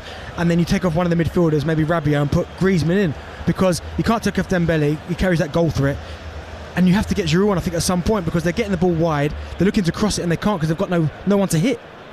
It's half-time as well in Berlin. The Netherlands 0, Austria 1. The earliest own goal in Euros history scored by Donjon Malen, putting the Austrians ahead. And that means that as things stand, Austria will win Group D with 6 points. France would finish second on 5. The Netherlands would finish third on 4 points. But a lot can change in the next 45 minutes, both here and in Berlin. You can keep up to date with everything with the Euros every morning with the Euros All Access podcast. Sam Matterface and TalkSport's chief football correspondent Alex Crook are joined by some top guests every day out here in Germany, available wherever you get your podcasts from. Scott Minto will be alongside the guys for tomorrow's pod.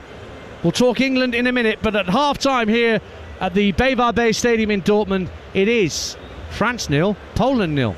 Euro Game Day Live on TalkSport 2 with Carling, the UK's #1 lager. 18 plus, always drink responsibly. Let's go live to hear about that winning goal. The crowd's gone absolutely wild here. How on earth do you sum up your emotions right now? Amazing. A hat-trick is just the best feeling ever. Is it though? Is kicking a ball into the back of the net really better than food fulfillment from Burger King? That warm, fuzzy feeling of total food satisfaction, like finishing the last bite of a Gourmet King's Barbecue Steakhouse Angus. No. Correct.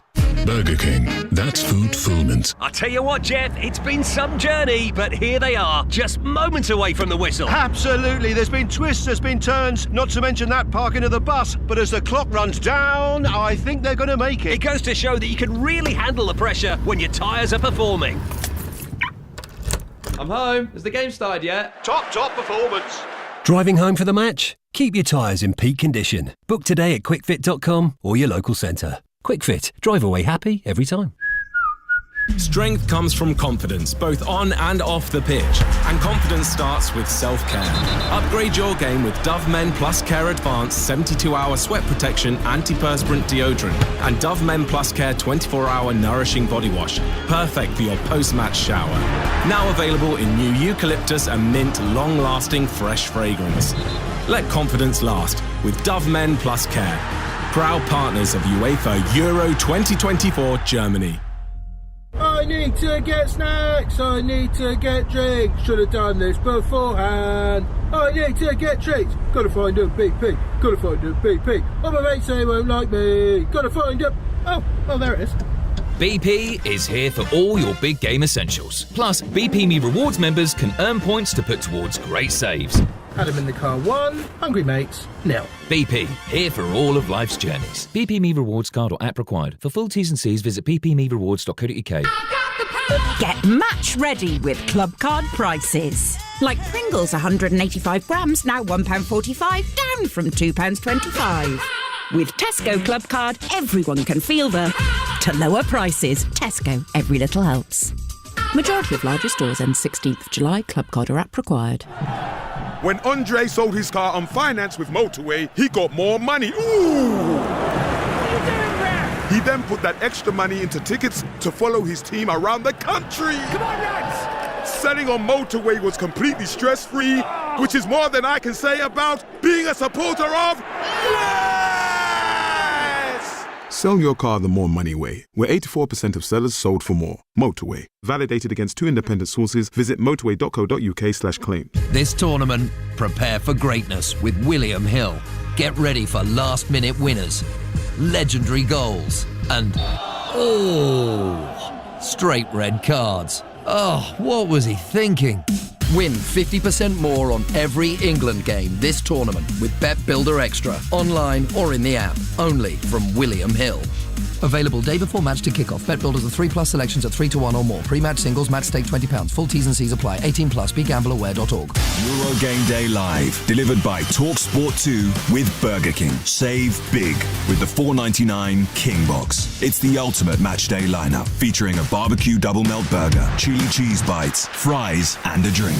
UEFA Euro 2024 Germany. Tonight from 8, England versus Slovenia on TalkSport. Chance for a goal! It's there! And Denmark versus Serbia on TalkSport 2. Kick-off 8 p.m.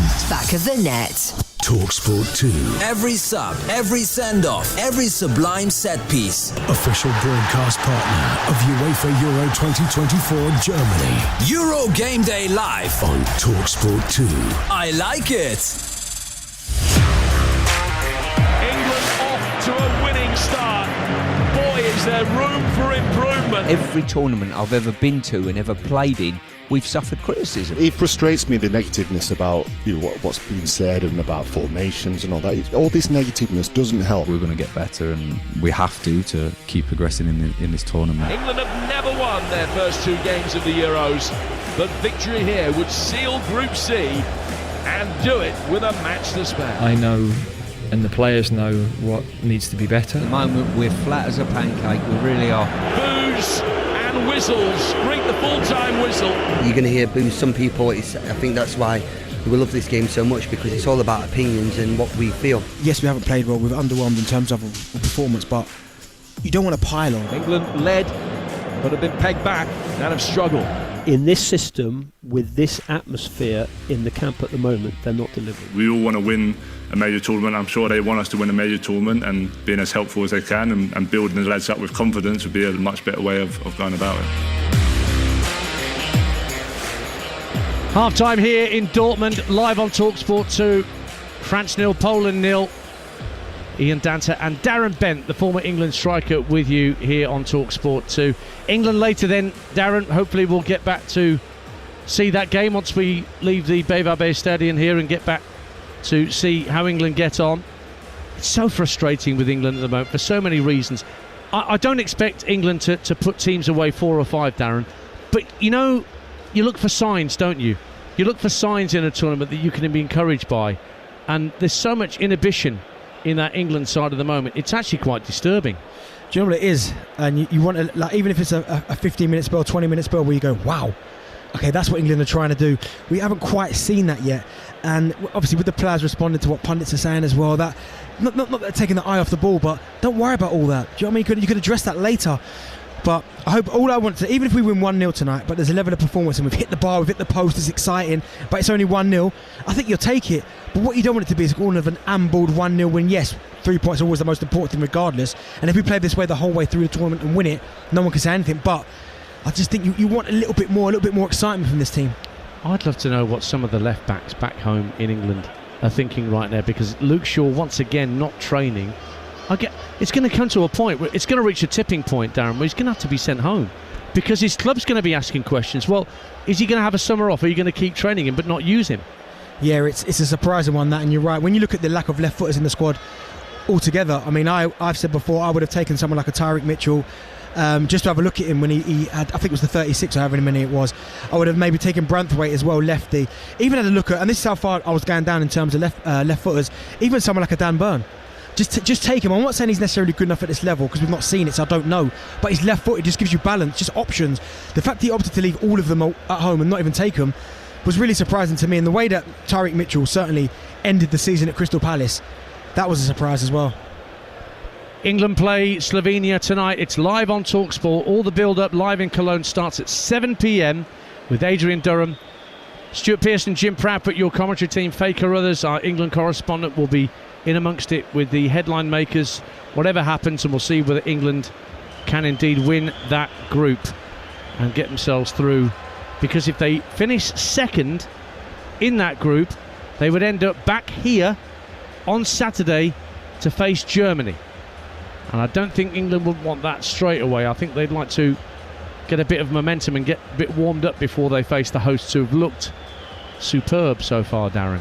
Do you know what they have? I mean, I know the last game they had to come back to get that point, but you're right, they've looked really, really good. They've got players and game changers in their squad, and I think that's why we're so disappointed. I know I'm bringing it back to England, but when you look at what they've got, the likes of Jamal Musiala, Kai Havertz, who you know very, very well, they've got good players in the squad, and you look what we've got in attacking areas in Bellingham and Foden and Kane. The fact that they're putting a level of performance Germany and we just haven't yet, I think that's a disappointing thing as well. So stick with TalkSport and you will get the whole game live and your chance to react to England's performance after full time on the Sports Bar on the usual number 03717 223344. You're listening to France 0, Poland 0 live on TalkSport 2 here in Dortmund. Let's take a look back on the first half with Carling. Halftime highlights on TalkSport 2 with Carling, the UK's #1 lager. 18 plus, always drink responsibly. Finding Dembele.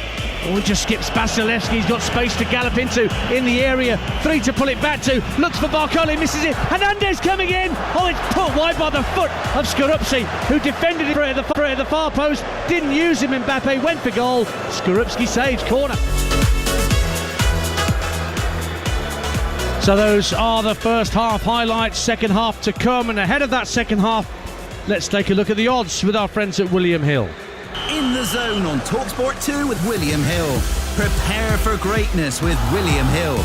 18 plus, gambleaware.org. So with the score at 0-0 at half time, the odds see France to win, priced at 2-1 on.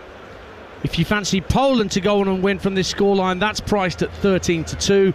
The draw, that's at 27-10. That was a look at the latest odds. Thanks to William Hill. Terms and conditions apply. 18 plus, and the website you need is begambleaware.org. Now all the Polish substitutes are out there warming up. They won't appreciate that much in these conditions, but there's no French players out warming up, Darren Bent, that I can see. No, not yet. No, and it's quite surprising that. I mean, Poland maybe because they're going to make a change potentially, the France, because I don't think Didier Deschamps would have been happy with that first half performance. But I think Poland, obviously, they're not going to make any changes. I think they've actually done relatively well with this first half. I know they haven't really caused Mike Maignan in goal a problem, but I think defensively they've been okay. They've done all right. It's only when France kind of up the tempo they've caused them problems. But up until then, they've looked really comfortable. Well, Poland finished bottom of their group at the last European Championships.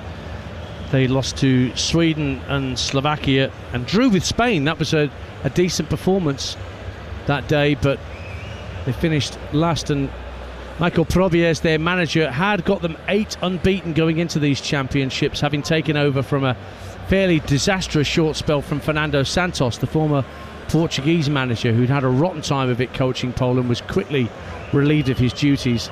And Probier's, who used to coach the under-21s, came in. But he's only a young coach, Michael Probier's. He'll be learning an awful lot of this tournament, Benty, won't he? Yeah, it will be different obviously styles, the way the team sets up, the way they defend. But again, for this Polish team, it's moments really, isn't it? I mean, we've watched all 3 of their games now, and they haven't managed to sustain even like a 30-minute period or a 20-minute period where they're on top, they're causing problems, they're little 1-2s, really intricate play. It's almost just like a little 2 minutes here, they have a little counter-attack, then they have a team dominate for the rest of the half. They can't put it all together at the minute. Well, now the officials and the players start to re-emerge from the tunnel just down beneath our commentary position here at the BVB Stadium in Dortmund. Kylian Mbappe readjusts the mask, protecting that broken nose that he picked up in the first game. And we're looking to see if there's any signs of changes at the restart. 1, 2, 3, 4, 5, 6, 7. There might be a French change. I can only see 9 outfield players and the goalkeeper, unless somebody's gone for a loose stop and is late coming back out there. Certainly looks like the Poles are coming out as they were at the end of the first half. No changes there. There's only 9 outfield players for the French out there at the moment. It's Jules Koundé winding me up. He needed a loo break. So neither manager has decided to shuffle his pack at the start of the second half.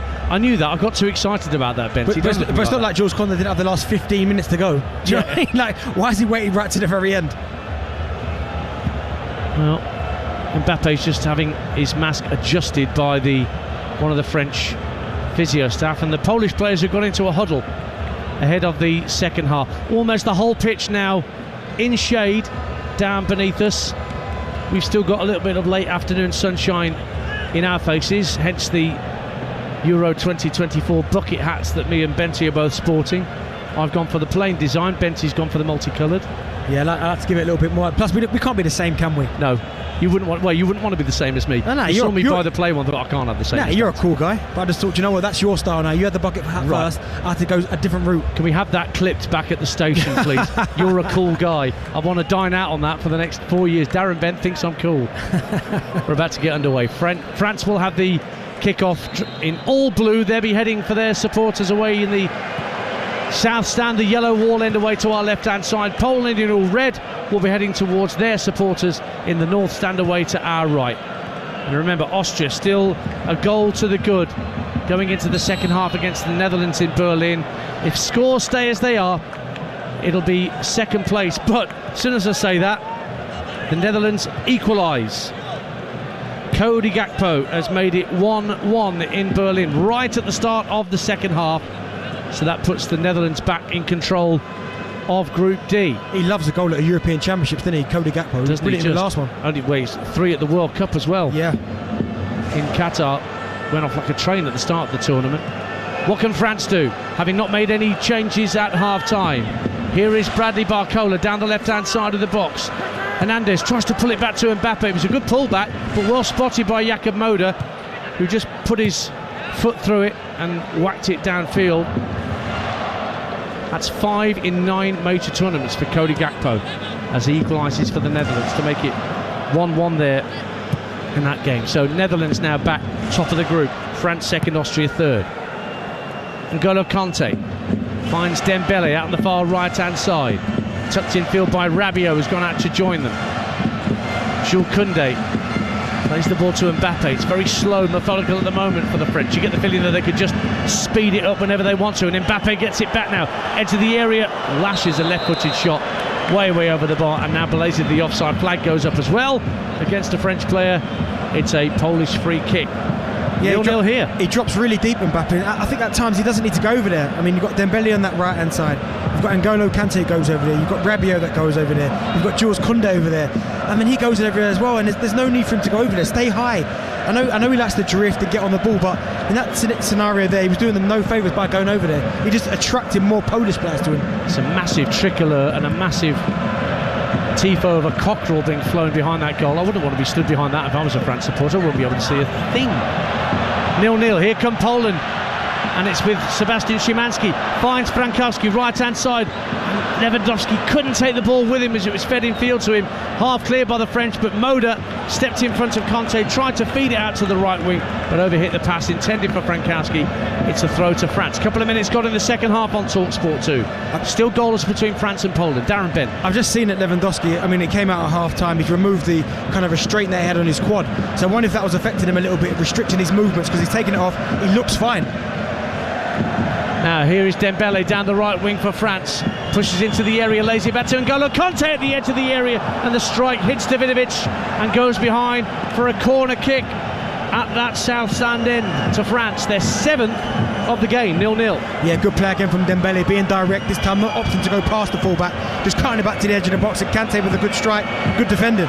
So a right-footed outswinger from Ousmane Dembele coming up for France into the 6-yard line. Lewandowski up first to head clear, only as far as Koundé, who'll tuck it back out to Dembele on that right wing, checks back onto his left foot, then dummies, goes past Zalewski, gets to the byline, fires it in, punch clear by Skorupski, comes out to Theo Hernandez, and Mbappe goes for goal, punch clear again by Skorupski, who's having one hell of an afternoon in the Polish goal to repel the French. 0-0. Yeah, really good save from Skorupski there. I mean, Mbappe almost telegraphed it, to be fair. He tried to bend it into that far corner. I don't think he got enough curl on it, and to be fair, the goalkeeper was there and he makes a really comfortable save. And N'Golo Kante now picks it up for France. Onto the chest of Rabiot, taken off his toe by Theo Hernandez. Now Mbappe, left-hand corner of the box, rises the challenge to Frankowski, goes for goal again, and it's wide. We were right behind that in our commentary position as Mbappe let fly, but couldn't whip it. It was along the deck, and I think Skorupski had it covered anyway. Goal kick, 0-0. Do you know what? He gets too much toe on it. And what I mean by that is that when he's cutting there, he wants to bend it with the inside of his foot, and it comes off the edge of his foot, like towards the toe end, and he doesn't get enough whip on it, and it just goes straight out for a goal kick. But I think if he had hit the target and he got a bit of purchase on it, I think the goalkeeper might have been in trouble. Poland having trouble clearing their lines in their own defensive third. Moda will get it clear up to Lewandowski, who controls it beautifully and manages to bring a teammate into the game in Szymanski, but then he's fouled, and here come France again. Mbappe, he's done the defender there, but then got dispossessed quite brilliantly at the edge of his own penalty area by Frankowski, and he now sends the ball downfield. Zielinski handballs it, controlled it with his left arm as the ball was fizzed across to him, but Mbappe was cleaned out there trying to take the ball through the centre of the pitch. 5 gone in the second half, it's still goalless. Lovely play from Mbappe there, let it run across his body, and it was Jan Bednarek who tried to pull him back, but he just couldn't get that touch out of his feet to have a strike on goal. TalkSport 2 at Euro 2024. France coming forward yet again, this time with Theo Hernandez down the left-hand side. Lays it back to Adrien Rabiot. Mbappe, left-hand corner of the box where we've seen him so much in this game, has it there again. Once again onto his right foot, feinted to shoot, then clips it down the left-hand side of the box for Hernandez. No first-time cross from Hernandez. Gives it back to Mbappe. Terrible first touch, but still manages to feed it back to Chouameni in the midfield. Now across to the right-hand side for the French, and Dembele looking to take on Zalewski. In onto his left foot, crosses blocked.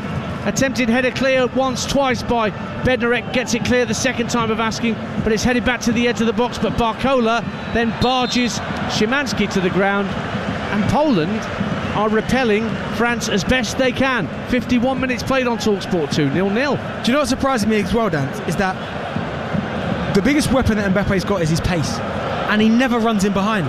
I never understand that, because me as a forward, that was my biggest strength, was running behind. Mbappe is so much faster than any of the back three for Poland, but yet he never threatens to run in behind. Everything's to feet.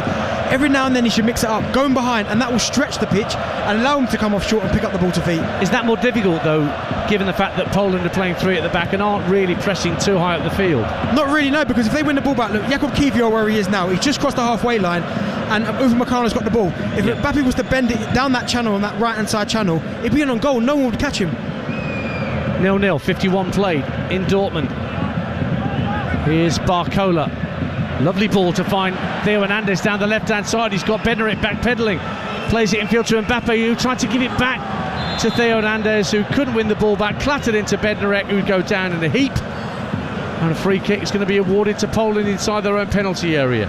And France remain frustrated, 0-0. I think he slips Theo Hernandez there. I think he goes for the 1-2 and he almost slips. And he just catches him. As you said, there he slips, and it's Jan Bednarek who clears it, defends really well, but I think Hernandez just slips and then hits the standing foot of Jan Bednarek. I mentioned Bednarek back in the Premier League with Southampton.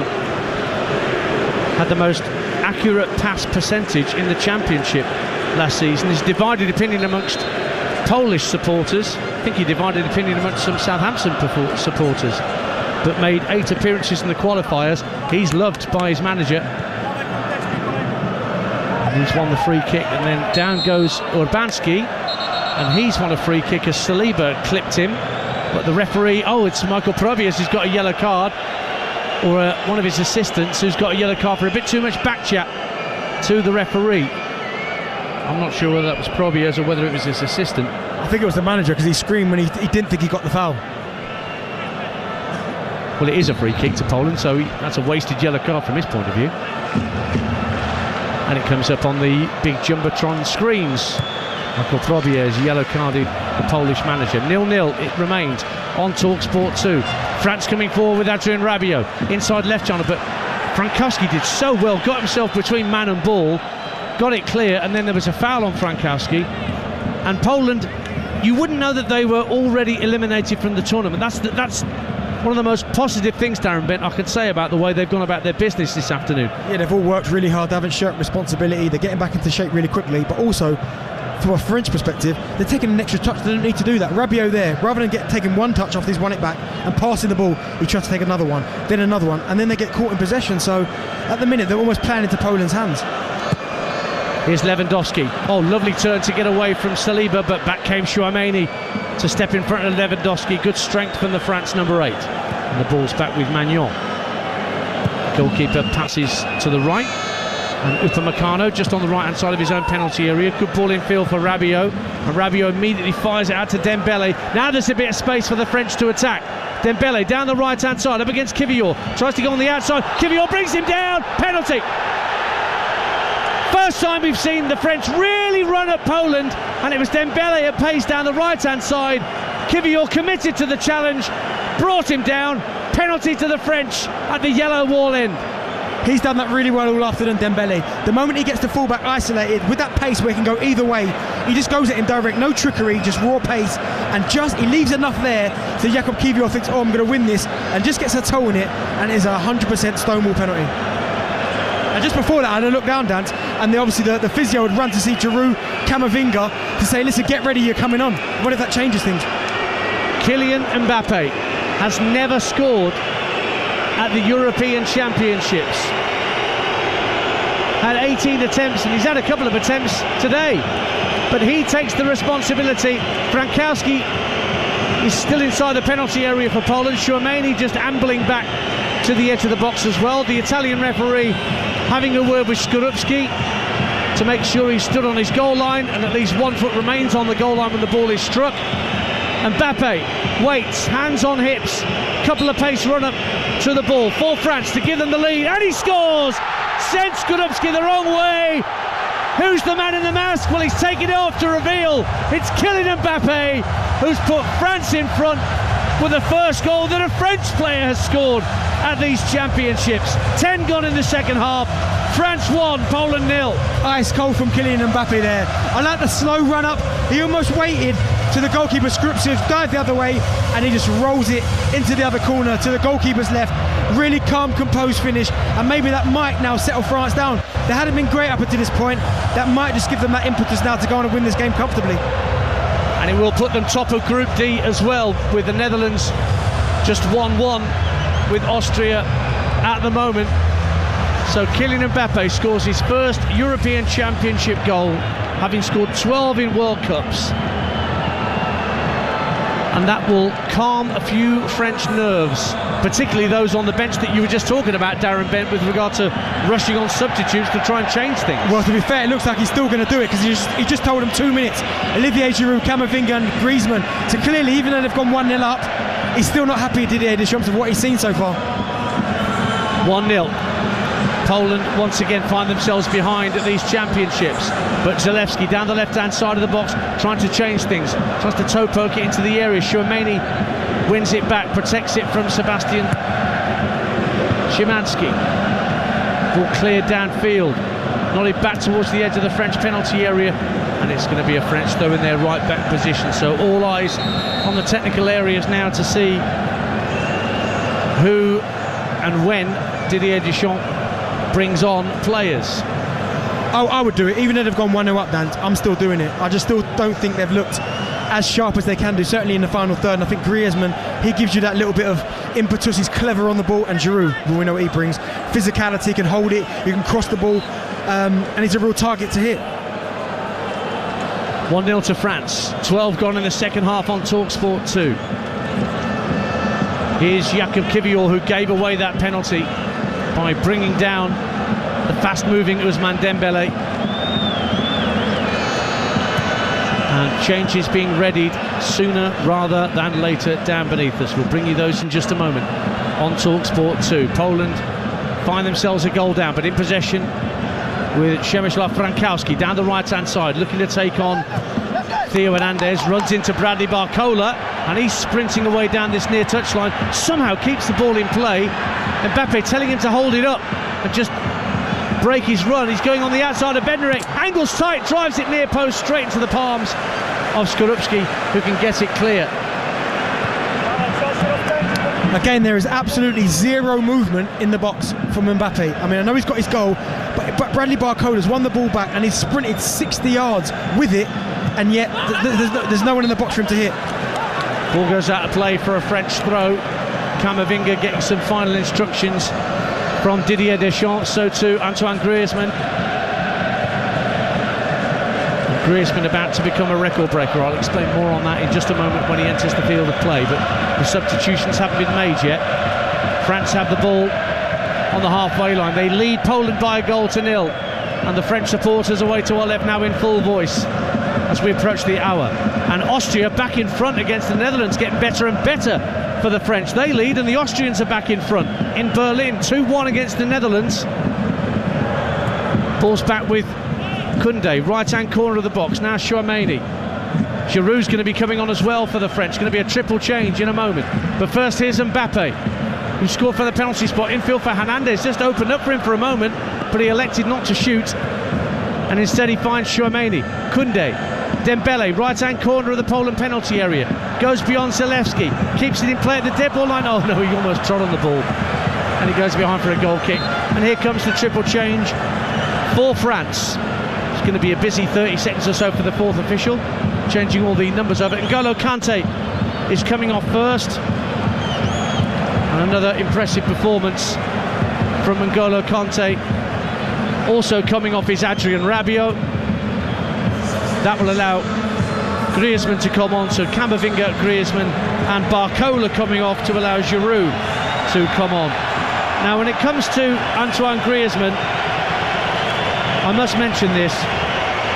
This will be 33 appearances now, Darren Bent, at major tournaments for Antoine Griezmann, which eclipses Lilian Thuram's record of 32 for France. What a servant he's been for his country. I'd have been happy with one. So the fact that he's got, what, 30 odd, I mean, it's 33, yeah. 33, that is absolutely incredible. And he's so important. I know he had a tough time when he went to Barcelona for that money, didn't really fit into the way that they played. But every single time I've watched him for France, he's always there. And I'm not talking about in the friendlies where they should beat teams. I'm talking about the biggest stages. So for me, he's class. And this is the correct substitution that I certainly would have made. So Giroud, Griezmann and Camavinga on. France lead Poland by a goal to nil, but away come the Poles down the left-hand side with Jakub Kiwior, but two French players immediately around him, Upamecano and Chouameni. Upamecano almost sold Magnon short with a back pass. Giroud trying to make himself a nuisance early on, runs into Kiwior and he's gone down clutching his knee as he's gone to the ground. He's won a free kick for France.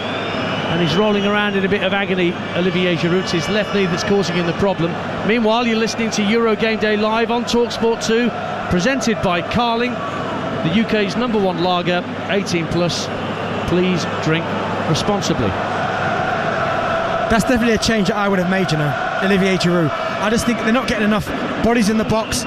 They've got no target to hit when they sprint forward. No one's really breaking their neck to get in the box and try and get on the end of anything. I think with Olivier Giroud, now, if you're Dembele, or even Mbappe now, who's come out to this left-hand side, Hernandez, when the ball gets set back to you on the edge of the box, just clip it in there. You haven't got to look, because you know Giroud will be in there.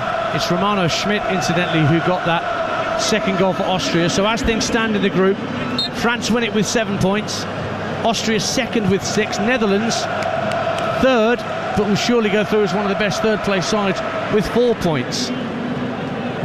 That's how things stand, with Austria 2-1 up, as they were against Poland. I don't think you want to face Austria at this point in time. I think that there's something about them, Benty. We saw it ourselves against Poland last time out in Berlin. Yeah, they've got real good shape. Ralf Rangnick doing a really good job there of Austria. Sabitzer, Marko Arnautovic, they've got some good players, really good players. Not so much the Wreck-It Ralph that was given to him as a nickname at Manchester United. Now Dembele away for France to try and make it 2-0 into the area. Goes for goal, and I'm not sure whether he's going for goal or looking for Mbappe. He put so much weight on the cross, it fizzed across the face of goal and out for a goal kick.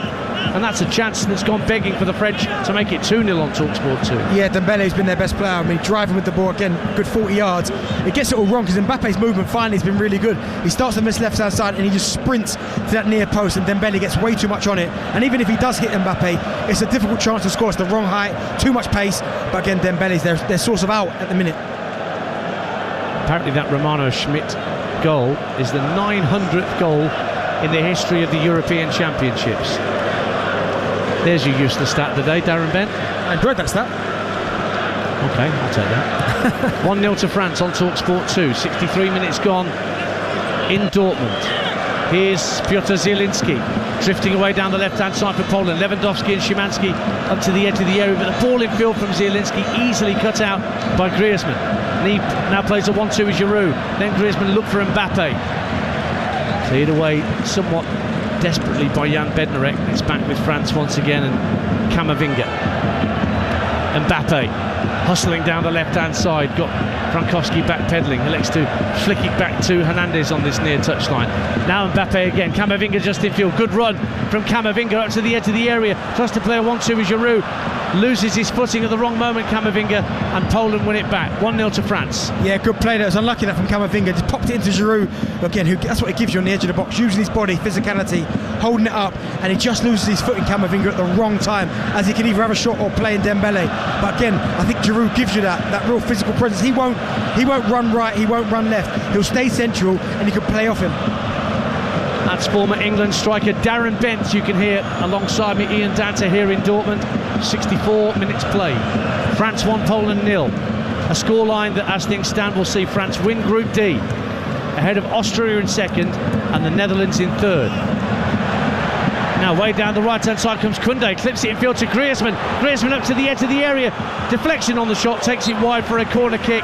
Wasn't much power on the shot from Griezmann, but the deflection means that France have a corner at the yellow wall end, 1-0. Yeah, he didn't really get enough strike on that. He picked up a really good area just outside the D on the edge of the box, and he tried to get that strike off. I think maybe the pass to Mbappe might have been on a little bit more, but again, I'm not going to criticise him for shooting, because with that left foot that he's got from that area on the pitch, he can score from there. Karol Świderski on shortly for Poland. But meantime, Griezmann, the other number 7, is going to take this left-footed out-swinging corner for France away to our left-hand side. Deep corner beyond the far post, and it's inadvertently sent back by the thigh of Urbanski to his keeper, Skorupski. Bowls it overarm out to Zielinski, who'll drive up to the halfway line for Poland. Mbappe's penalty separating the sides, his first goal at the European Championships. And he'd had 23 efforts at goal to get that first one. Not a bad ratio, that. Here's Urbanski in the middle of the French half for Poland. Tries to play a 1-2 with Zielinski, but it's read by Dembele that time, helping his defensive unit out. Oh, it's a lovely pirouette from Dembele as well on the far touchline. Mbappe making a run through the centre, tries to find him, but Skorupski's starting position was at the edge of his 18-yard box, the goalkeeper. And he got there ahead of Mbappe. Camavinga again slips. This time he was pushed by Sebastian Szymanski. That'd be a free kick. A couple of times that Eduardo Camavinga's lost his footing since coming on as a sub. Meantime, Świderski is going to come on for Poland. We're about to see who is going off, and it will be Nikola Zalewski, who picked up a yellow card in the first half. So he goes off, and Karol Swiderski comes on to replace him. Plays his club football at Hellas Verona.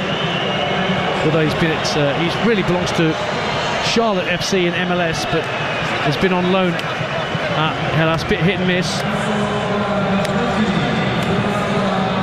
He got injured just before these championships in a warm-up against Turkey, so he's only had fleeting moments out there on the pitch, but he's on there now replacing Zalewski for Poland, who've got a quarter of the game left to try and earn a share of the spoils. They've never lost all three in a group stage, Poland, at the European Championships, but that's what they're staring at right now here in Dortmund, live on TalkSport 2. Lewandowski was caught by Chouameni. Lewandowski is being offered the hand of friendship by Antoine Griezmann. It does help him up, and it will be a free kick eventually, but it looks like the free kick's gone against Lewandowski. 1-0 to France. A little bit of Real Madrid-Barcelona rivalry there, Chouameni and Robert Lewandowski. Going to be seeing Mikhail Skoras of Club Brugge in a minute, but not just yet. Oh, he's just come on. There he is, wearing number 25. He came on for Szymanski. So Szymanski is off, as well as Zalewski. Skoras is on. Meantime, Koundé driving down the right-hand side, runs into Jakub Moder. It's a throw-in for France, just over the halfway line. Just over 20 minutes to go. England play Slovenia later. Team news will be coming up very, very shortly. Adrian Durham, Stuart Pearson and Jim Proudfoot will be inside the stadium in Cologne. Full commentary. Here's Theo Hernandez coming forward for France, pulling the ball across the face of goal, and again, even with Giroud up there was nobody in front of goal to tuck it away for 2-0. Darren Bent shakes his head. Theo Hernandez has got every right. I mean, he gives everyone there a disgusting look because he does everything right. He goes down this left-hand side and he puts a great ball in. And to be fair, Giroud again, he pulls off. Usually he's the one who gets into that 6-yard box and gets these tap-ins. He tries to pull off. Then Benny's out the far side. He doesn't get himself in there, and he just flies across the back, the box for a throw on the other side. Really poor play again from the attacking players from France. Poland in possession with Jakub Kiwior on the halfway line. Knocks it infield to Moder. Now into the centre circle for Urbanski. He's being forced back into his own half further and further by Camavinga. 20 minutes to go. France topping the group as things stand, with Austria 2-1 up in Berlin against the Netherlands. That's live over on TalkSport right now with Adam Bridge and Mick McCarthy, your commentary team for that game. Ian Danter and Darren Bent with you in Dortmund. Poland under pressure. Too heavy a challenge from Chouameni to win the ball back off his opposite number out there, Jakub Moder. Poland get a free kick at the edge of the centre circle. He's lucky there, Moder, because I thought Chouameni won the ball quite cleanly there, and if he'd won it, Griezmann, Mbappe, Giroud, they were all the way. I think it would have been a 3v2, but the referee gives a foul there, and I'm not quite sure it was. Play that to the left-hand side, and Poland all in red have it back on the halfway line. It's left for Zielinski. Looks for the run of Lewandowski. Made a run through the middle, but Upamecano hooks it half clear. Might drop on the right-hand side for Skoras. He tried to clip it down the right-hand side of the box for Swiderski. But France clear their line. To dummy from Mbappe. Lets the ball roll up to the halfway line, but the Polish have it back. Back on the halfway line with Kiwior. Strokes the ball out to the left-hand side. And Frankowski, who's now switched wings. He started the game as the right wing back, he's now the left wing back. He's been dispossessed by Dembele out on that far side. Now Chouameni, robbed by Lewandowski, up to the edge of the area, goes for goal and almost caught Magnon out, who was scrambling to his right hand post, and the ball went just the wrong side of that post for Robert Lewandowski, who whips up the crowd in the north stand away to our right. They're not done yet, Poland. France 1-0 up. Yeah, Chouameni's lucky there. He tries to be too cute, too clever with the ball, and Lewandowski, using his body, gets in there, out-muscles him, which is positive in itself, and he gets it out his feet, and he just can't hit the target. I think by the time he hits the shot, he's stretching for it as well, but I think even if it hit the target, I think Manu would have saved it. He was nervous though, the way he was scrambling to his right-hand side, the French keeper. That would have been interesting if that had been a half a yard or so further inside. his far post. He now whacks it downfield. 18 minutes to go on TalkSport 2. France 1, Poland 0 if you're just tuning in. I don't know what boots Camavinga's got on, but all he's done, he's had the ball 4 times, he's slipped 3. I think he thinks he's got skis on and needs to put some wax on before he went out there. You're right though, he's lost his footing repeatedly. Here he is again, standing still on the near touchline. Ball's played into Mbappe. Hernandez finds Camavinga, left-hand side. Darts infield, good run, Camavinga up to the edge of the area. Tried to feed it into the feet of Giroud, but it's won back by Moda. Finds Lewandowski, but the heavy touch allows Giroud to come back and win it for France. And Lewandowski's shoulders droop just a little bit as another Poland counter-attack comes to nothing. Mbappe, meantime, tries to play a 1-2 with Camavinga. Quick feet from Mbappe. Lovely twinkle toes from the French captain. It's worked out to Griezmann, right-hand corner of the box, but he runs into trouble in the shape of Frankowski. And now Lewandowski lays it off to Urbanski. And a first-time ball to try and set Swiderski away. Down the left-hand side. Saliba's gone with him. Swiderski holds the ball up down on the far side for Poland. Support from Frankowski. And he hits the ball against Dembele and wins a throw for Poland.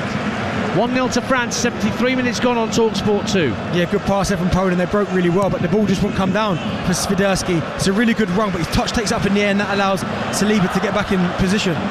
Zielinski trying to thread the ball through the eye of the needle into the penalty area. Comes out to Lewandowski quite deep, 30 yards out, just chips the ball into the box. Swiderski brings it down, goes down under pressure from Upamecano. No penalty, says the referee, and instead it's a 3-on-3 break for France. Dembele has Giroud and Mbappe to his left, rolls it in for Mbappe, and he hits it straight at Skorupski, and it stays 1-0.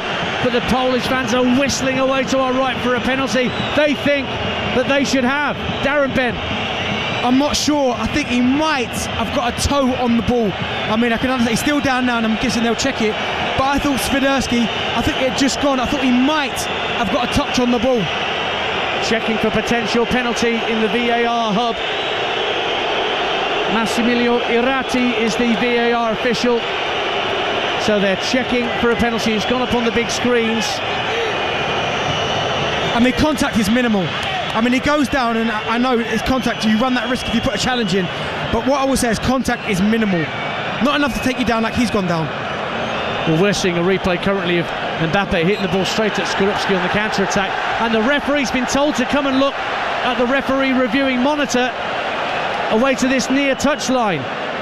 And you know what normally happens there? If a referee goes to look, he changes his decision. He's gone to look. It's in between the two technical areas, this review area, in the shade here at the BayWa Stadium in Dortmund. And we wait patiently to see what the referee from Italy, Marco Guida, has decided. Polish fans believe it's going to go their way. France have this 1-goal lead. The VAR decision is penalty. And Group D may well change once again in terms of its finishing places. Poland have a chance to score from the penalty spot, and of course he's going to take it. Robert Lewandowski will have the strike when he gets the ball. I'm not sure it's a penalty, Dan, if I'm honest. I know it looks like he makes contact with the back of the heel, but also it looks like he gets a little bit of the ball as well, so I'm not convinced that's a penalty. Not at all. And the Netherlands equalise against Austria. That's now 2-2, Memphis Depay. So it's all sorts of changes. I'll bring you that in a minute, but the most important thing right now is to see what happens with this Polish penalty. And it's only now that Robert Lewandowski has the ball cradled under his arm and is about to place it on the spot away to our right. Manuel only standing a couple of yards away from him now, being told by the referee to back off and get to his goal line. Robert Lewandowski, 82 goals for his country, 312 in the Bundesliga, including a whole host of them when he wore the colours of Borussia Dortmund when he played here at Signal Iduna Park. Here he is up against Manuel to bring Poland level, Poland's talisman, to try and make it 1-1. Short run up, right footed, a delay, and it's saved by Manuel. And and they can't turn in the rebound, and it's gone behind for a corner, and Magnon is the hero, and he's surrounded by his teammates slapping him on the back. But the referee saying, hold on, did the goalkeeper move off his line before the ball was struck? And he said yes, he did move off his line, it's got to be retaken. Yeah, it looked like he did, to be fair. I mean, the penalty was a poor one, no real power on it, and if the goalkeeper goes the wrong way, it's a good penalty, but there was no power in it whatsoever from Lewandowski. That little stutter step didn't help, and again, to put the ball, it goes the right way, Mike Magnon, but he just goes too early. So it will be Lewandowski again to place the ball on the spot. Once again, Magnon is standing right in front of him. Once again, he's told to shift by the referee. So, second time of asking for Robert Lewandowski to try and bring his country level with 12 minutes to go in Dortmund on his old stomping ground. Big deep breath from Lewandowski. The whistle's gone. Another stuttering run up towards the ball. Right-footed effort. This time he beats the keeper. Lewandowski levels it up. It might be his last appearance for his country at a major championship, but he's scored his 83rd Polish goal, and he's brought them level to shake up Group D, even if Poland can't qualify. France won, Poland won. Of course it's Lewandowski. He was never ever going to miss that second one. After that first one, and to be fair, when he missed the first one, he screamed at the referee, he's come off his line there. You give him a second opportunity, he wasn't going to miss, and again, he does that little stutter run up. It goes the same way, and Mike Magnon goes the same way, but this time it's right in the inside of the post. It just clips the inside of the post to the goalkeeper's right, and it's a really good penalty, and it's 1-1. Well, what a moment for Robert Lewandowski inside the stadium, where really he made his name before his big money moves to first Bayern Munich and then Barcelona, where he currently is. They love him, the Polish fans away to our right. And Austria are back in front for the third time. A thriller in Berlin. Marcel Sabitzer makes it 3-2 with 9 minutes to go there in Berlin. So Austria are winning the group again. France are second on 5 points, with Austria on 6, Netherlands on 4 points. What a topsy-turvy group this has been on the final afternoon.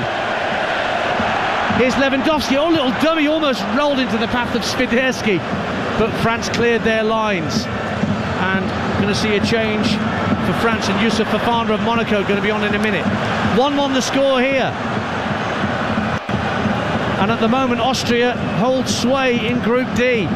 Do you know what? France better up it, because the way Poland have been, certainly when they got that goal, when France put 1 up after that penalty, again it went back to that lacklustre, and Mbappe's rolling the ball with his studs. They're playing with no real tempo, taking it easy. Now that's 1-1, they have to go on and win the group, and Poland look like the team at the minute. They've got that little bit of energy, even though they're out the group, they're out the competition and they can't qualify. They're the ones that are playing with real energy, real competitiveness. Koundé being forced back towards his own goal line by Swiderski, out of play for a throw. You're listening to Euro Game Day live on TalkSport 2, presented by Burger King. Bring home the ultimate food satisfaction and get your favourites delivered now. Once again, Lewandowski whipping up the Polish fans away to our right-hand side in the north stand. Youssouf Fofana coming on now to replace Chouameni, who's gone behind the goal away to our right-hand side. So Fofana of Monaco wins his 20th cap as he comes on. 1-1 the score. Poland have possession. It's back on the halfway line though with Davidovic. Plays it out to the left-hand side, and Frankowski plays a little 1-2, and he's got a bit of space to run into. He's got Koundé back-pedalling. Bit of belief from Poland here. Oh, lovely ball from Zielinski. Lewandowski blasted over from a tight angle left-hand side of the box. And suddenly Poland look the more likely to win it. 1-1. They're the one with the up-tempo, and to be fair, it's a good chance for Robert Lewandowski, someone of his quality. But it's the little run across your body. I mean, it's really good play from Zielinski and Abanski, and they roll it to him, and he just lets it shift across his body. And I'm pretty sure he's going to go across goalkeeper, but gets too much on it. But really sharp play from Lewandowski in and around the box. Well, they're doing themselves proud, Poland, and their fans. They're out of the tournament, but shows you they're desperate not to lose all three, and they've never done that in the Euros, and they're protecting that with the point that they're earning here, and in doing so they're denying France the chance to top the group. We've got 8 minutes of normal time to go on TalkSport 2. France won, Poland won. Throw into Poland, pretty much bang on the halfway line on the far side of the field. Taken by Kivior, turned round the corner by Swiderski, but Lewandowski won't win it. What a player, 152 caps, now 83 goals, 600 plus career appearances, and he's still got the fire in his belly to do more. Now he's trying to outpace Upamecano, who very cleverly flicks the ball back to his goalkeeper Maignan, who clears from inside his 6-yard box up to halfway, but it sails over the head of Giroud, and Davidovic can bring it down. Poland look more likely here, Darren Bent. It's really strange. Do you know what, Daz? I've been there as a player when you're winning, well, not so much comfortably, but you're winning. You almost take your foot off the gas psychologically, and you start doing things you wouldn't usually do, and it's very hard to then go back to playing at that tempo. Kivior down the left-hand side, swings across in. Skoras will try and keep the ball in play on this near side, does so. Faced up by Hernandez. Plays it back into midfield, midway point of the half. Jakob Moder with a cross, good cross. Lewandowski flicks the header over the bar, and it's a goal kick to France, 1-1. In fact, it came off Upamecano last of all, says the referee. It's a Polish corner at 1-1. Again, Robert Lewandowski, the cross comes in, he pretends like he's going to run behind Upamecano, and at the last second he just darts in front of him, and it just is about half an inch too high, while Lewandowski scores his second. And to be fair to Upamecano, he manages to get his head to it. So Piotr Zielinski with a right-footed out-swinging corner just down to our right-hand side for Poland. Lots of movement inside the penalty area. Zielinski strikes it right-footed, heads go up, it's cleared away, out by Saliba, and then Urbanski tried to fire it back into the box, but it came off the back of a French player and bounced comfortably through for Maignan. 1-1, 6 to go. Yeah, Poland are really pushing now, and they do themselves proud because they're out the tournament. They could have down tools and gone, do you know what, there's France have gone in front now, we'll just hurry up and get this game over with and then we'll go home. But no, they're trying to put up a fight. You said that they don't want to lose, never lost all 3 games in a group stage. You can quite clearly see that now. That's not in their psyche. They don't want that to happen. Ball in field from Theo Hernandez. Mbappe, who put France in front from the penalty spot. It's a tale of 2 penalties from the 2 captains. Here's Mbappe trying to drive into the box. Good clearance by Davidovic, but it comes back out to the French on the right-hand side, and Koundé.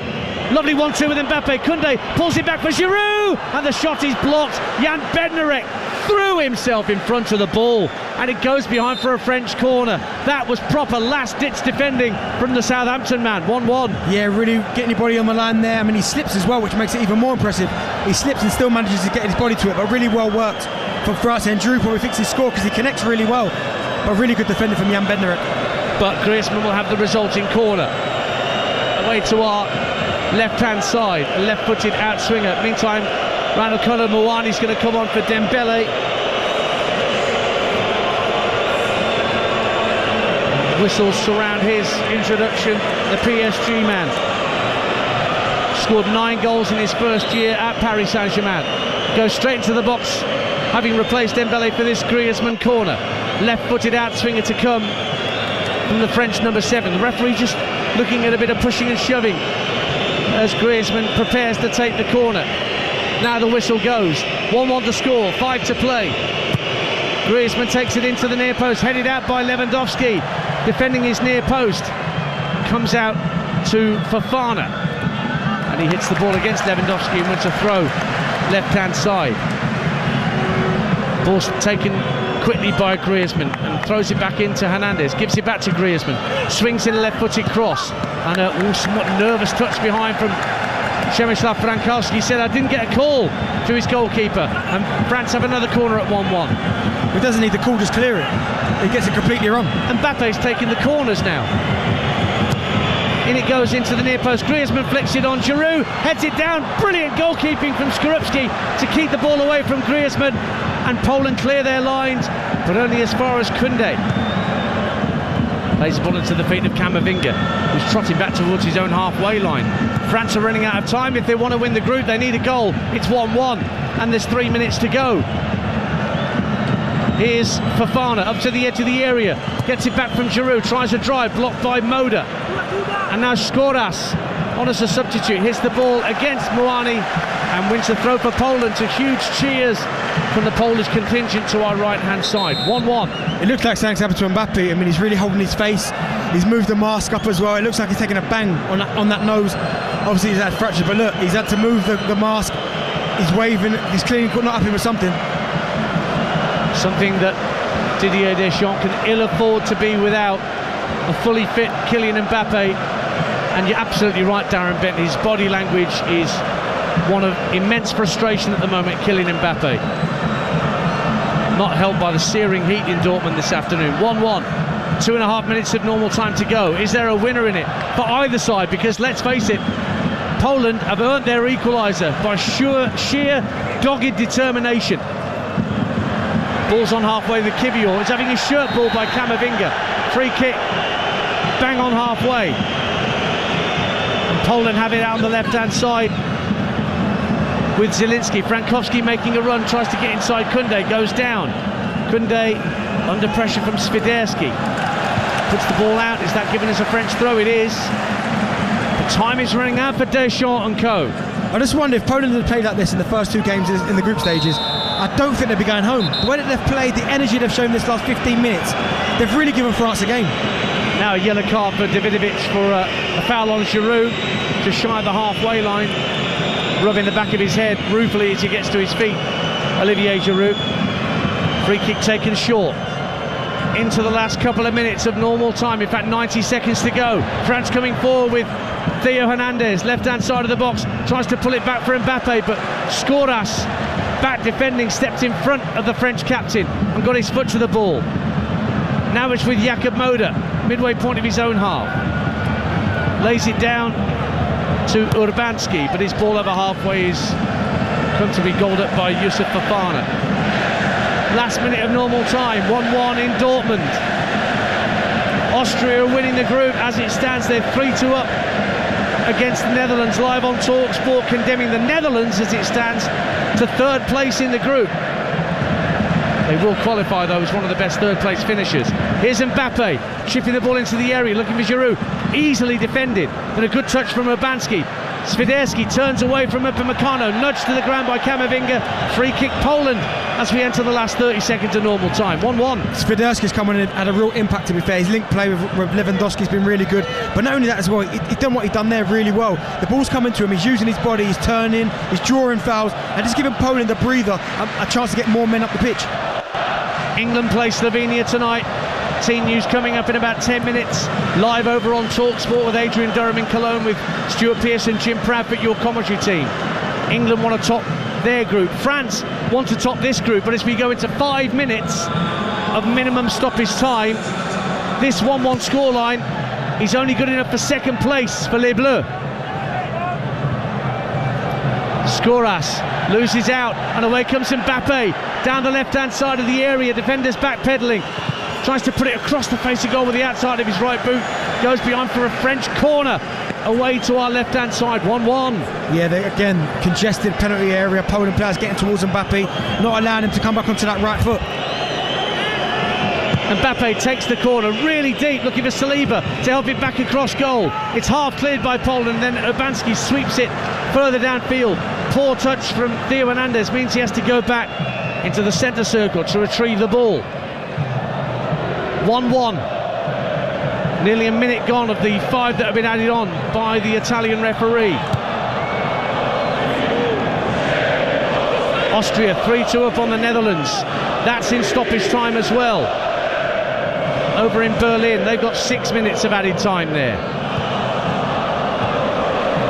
Now, here is Fofana, goes down under pressure, but the referee says play on. Mbappe, left-hand corner of the area, gets the ball on his right, still wants to shoot, does get the shot, and it's deflected, and it makes the save more comfortable in the end for Skorupski. 1-1. It's been a bit one-dimensional from Mbappe this second half. I mean, he's getting the ball on his left-hand side, and the Polish defenders know exactly what he wants to do. He's cutting inside, he feints, and then he goes back inside again to have a shot. And I just don't know if he a couple of times go on the outside, use your left foot, and then just fire it across. It may hit someone and go in. It's Darren Bent, you can hear alongside me, Ian Dante here in Dortmund. Playing out time here with Poland already knowing before kick-off they were going home. but they're going home with their heads held high at the moment. But now, Hernandez is pulled back by Swiderski as he tried to break down the left-hand side. Easy yellow card for the referee to give, and France have a free kick about 5 or 6 yards in from this near touchline, 25 from goal, 1-1. Yeah, a little high five between Swiderski and Hernandez, and Hernandez will understand why he's done that. I mean, it's, look, going into the injury time, it's clear through on goal. The next pass would have been a cross or a shot at goal. He had to bring him down. He absolutely had to. So Griezmann will have the free kick for the French. Poland holding their defensive line just inside the 18-yard line. Upamecano's way over on the far side of the field. Mbappe's gone near post. In it comes from Griezmann. Lovely delivery, and it hits the chest of Upamecano and goes behind for a goal kick. 2.5 minutes of stoppage time gone. Still France 1, Poland 1. Yeah, he got a little bit too much air on that one, Antoine Griezmann. He's gone to deliver it, and everyone's almost kind of clambered into the middle of the goal towards the front of the goal, and it's kind of eluded everyone in it. I think it hits Upamecano on the back post and just goes out for a goal kick. Opportunity gone. So France finishing second in the group as things stand. Austria are going to be the group winners of Group D. Goal kick smacked downfield by Skorupski, who's had a good game in goal for Poland this afternoon, winning what is only his 11th cap, getting a chance without Szczesny getting a run this afternoon. He's done really well, made some really good saves today. He looked really assured as well when he's come for crosses. He's commanded his box really well today. So we played nearly 4 minutes of the minimum 5 that have been added on. England, Slovenia coming up over on TalkSport. Our coverage starting in about 7 or 8 minutes time. Here's Mbappe for France, clipping the ball to the right hand side of the box. Koundé brings it down, fires it across the face of goal. There's pinball in the box, but it's the red shirts of Poland that get it clear. Lewandowski fighting for the ball near the halfway line with Upamecano. Goes out of play, and it will be a Poland throw, and they'll love that, Lewandowski and co. That's what he's done so well today, Robert Lewandowski. At times they've just blasted it forward, he's used his body. Because Upamecano and Saliba, big physical centre-halves, he's backed in, he's won fouls, he's turned them, he's won inside a throw-on over there. He's been really, really impressive today. Poland have the throw out on the left-hand side. 30 seconds of stoppage time left to play on TalkSport 2. Lewandowski can't control the throw. Upamecano will guide it back to his keeper at pace. One more chance for the French to get the ball downfield. Manuel sends his players downfield. Here it goes, the Hail Mary down the centre of the pitch, looking for Giroud to win the flick on. He does win the flick on, and Mbappe brings it down. Did he get fouled at the edge of the area? No, says the referee. Davidovic did not foul him, says the Italian official. Ball bouncing around midfield, Poland getting up to halfway. Lewandowski holds off Camavinga. Camavinga then wins the ball back, but illegally so. Free kick to Poland. And Didier Deschamps says, why was that given? And why wasn't a foul given on Mbappe earlier? 1-1. Do you know what? It looks like he's got a touch there. I think Mbappe generates the contact. I don't think it's a foul. I think he almost looks for it. He holds his body position and then almost runs into, waits for the contact from Davidovic. I don't think it's a foul. So free kick bang on halfway to Poland. With the score at 1-1, Swiderski saying, play it into me, in between the two centre-halves. That's the attempt, but the full-time whistle goes in Dortmund, and France have missed the chance to top Group D as Poland hold them to a 1-1 draw here in Dortmund. A tale of two penalties from the two skippers. Kylian Mbappe put France in front 10 minutes into the second half, after Dembele was brought down by Kivior. But then when Swiderski was fouled by Upamecano 20 minutes later, Robert Lewandowski, back on his old stomping ground here at Borussia Dortmund Stadium, equalised with a twice taken penalty. The first saved by Manuel, but penalised for coming off his goal line. And Lewandowski was not to miss at the second time of asking. And so France, with Austria 3-2 up, are going to finish second in Group D. Austria look like they're going to win the group. And even though Poland are going home, they've still managed to keep their record of not having lost all three in the group stage at a European Championship.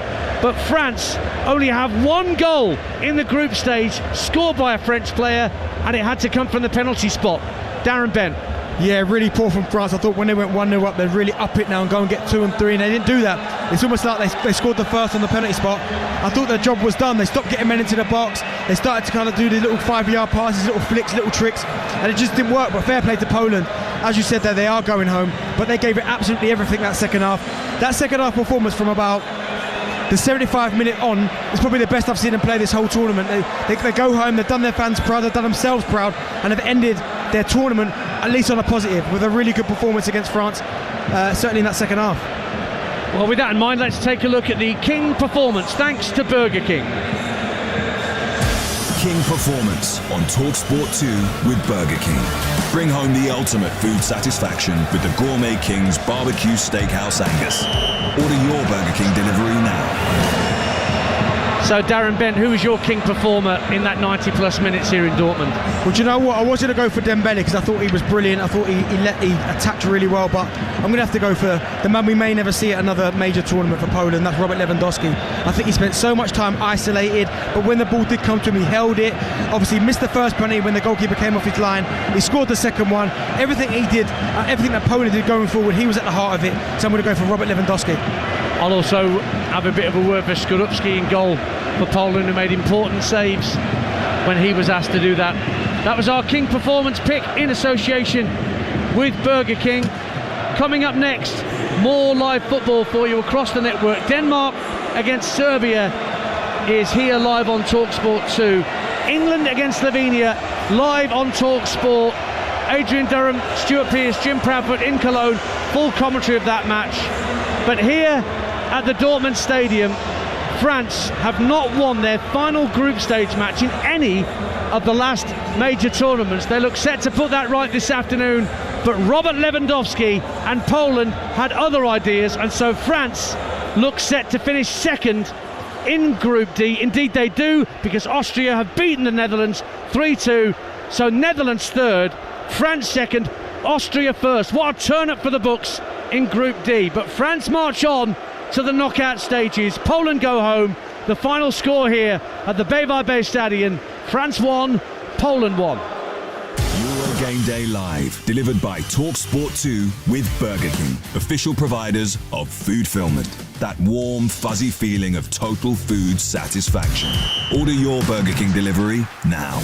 I need to get snacks, I need to get drinks, should have done this beforehand. I need to get treats, gotta find a BP, gotta find a BP. Oh, my mates, they won't like me, gotta find a...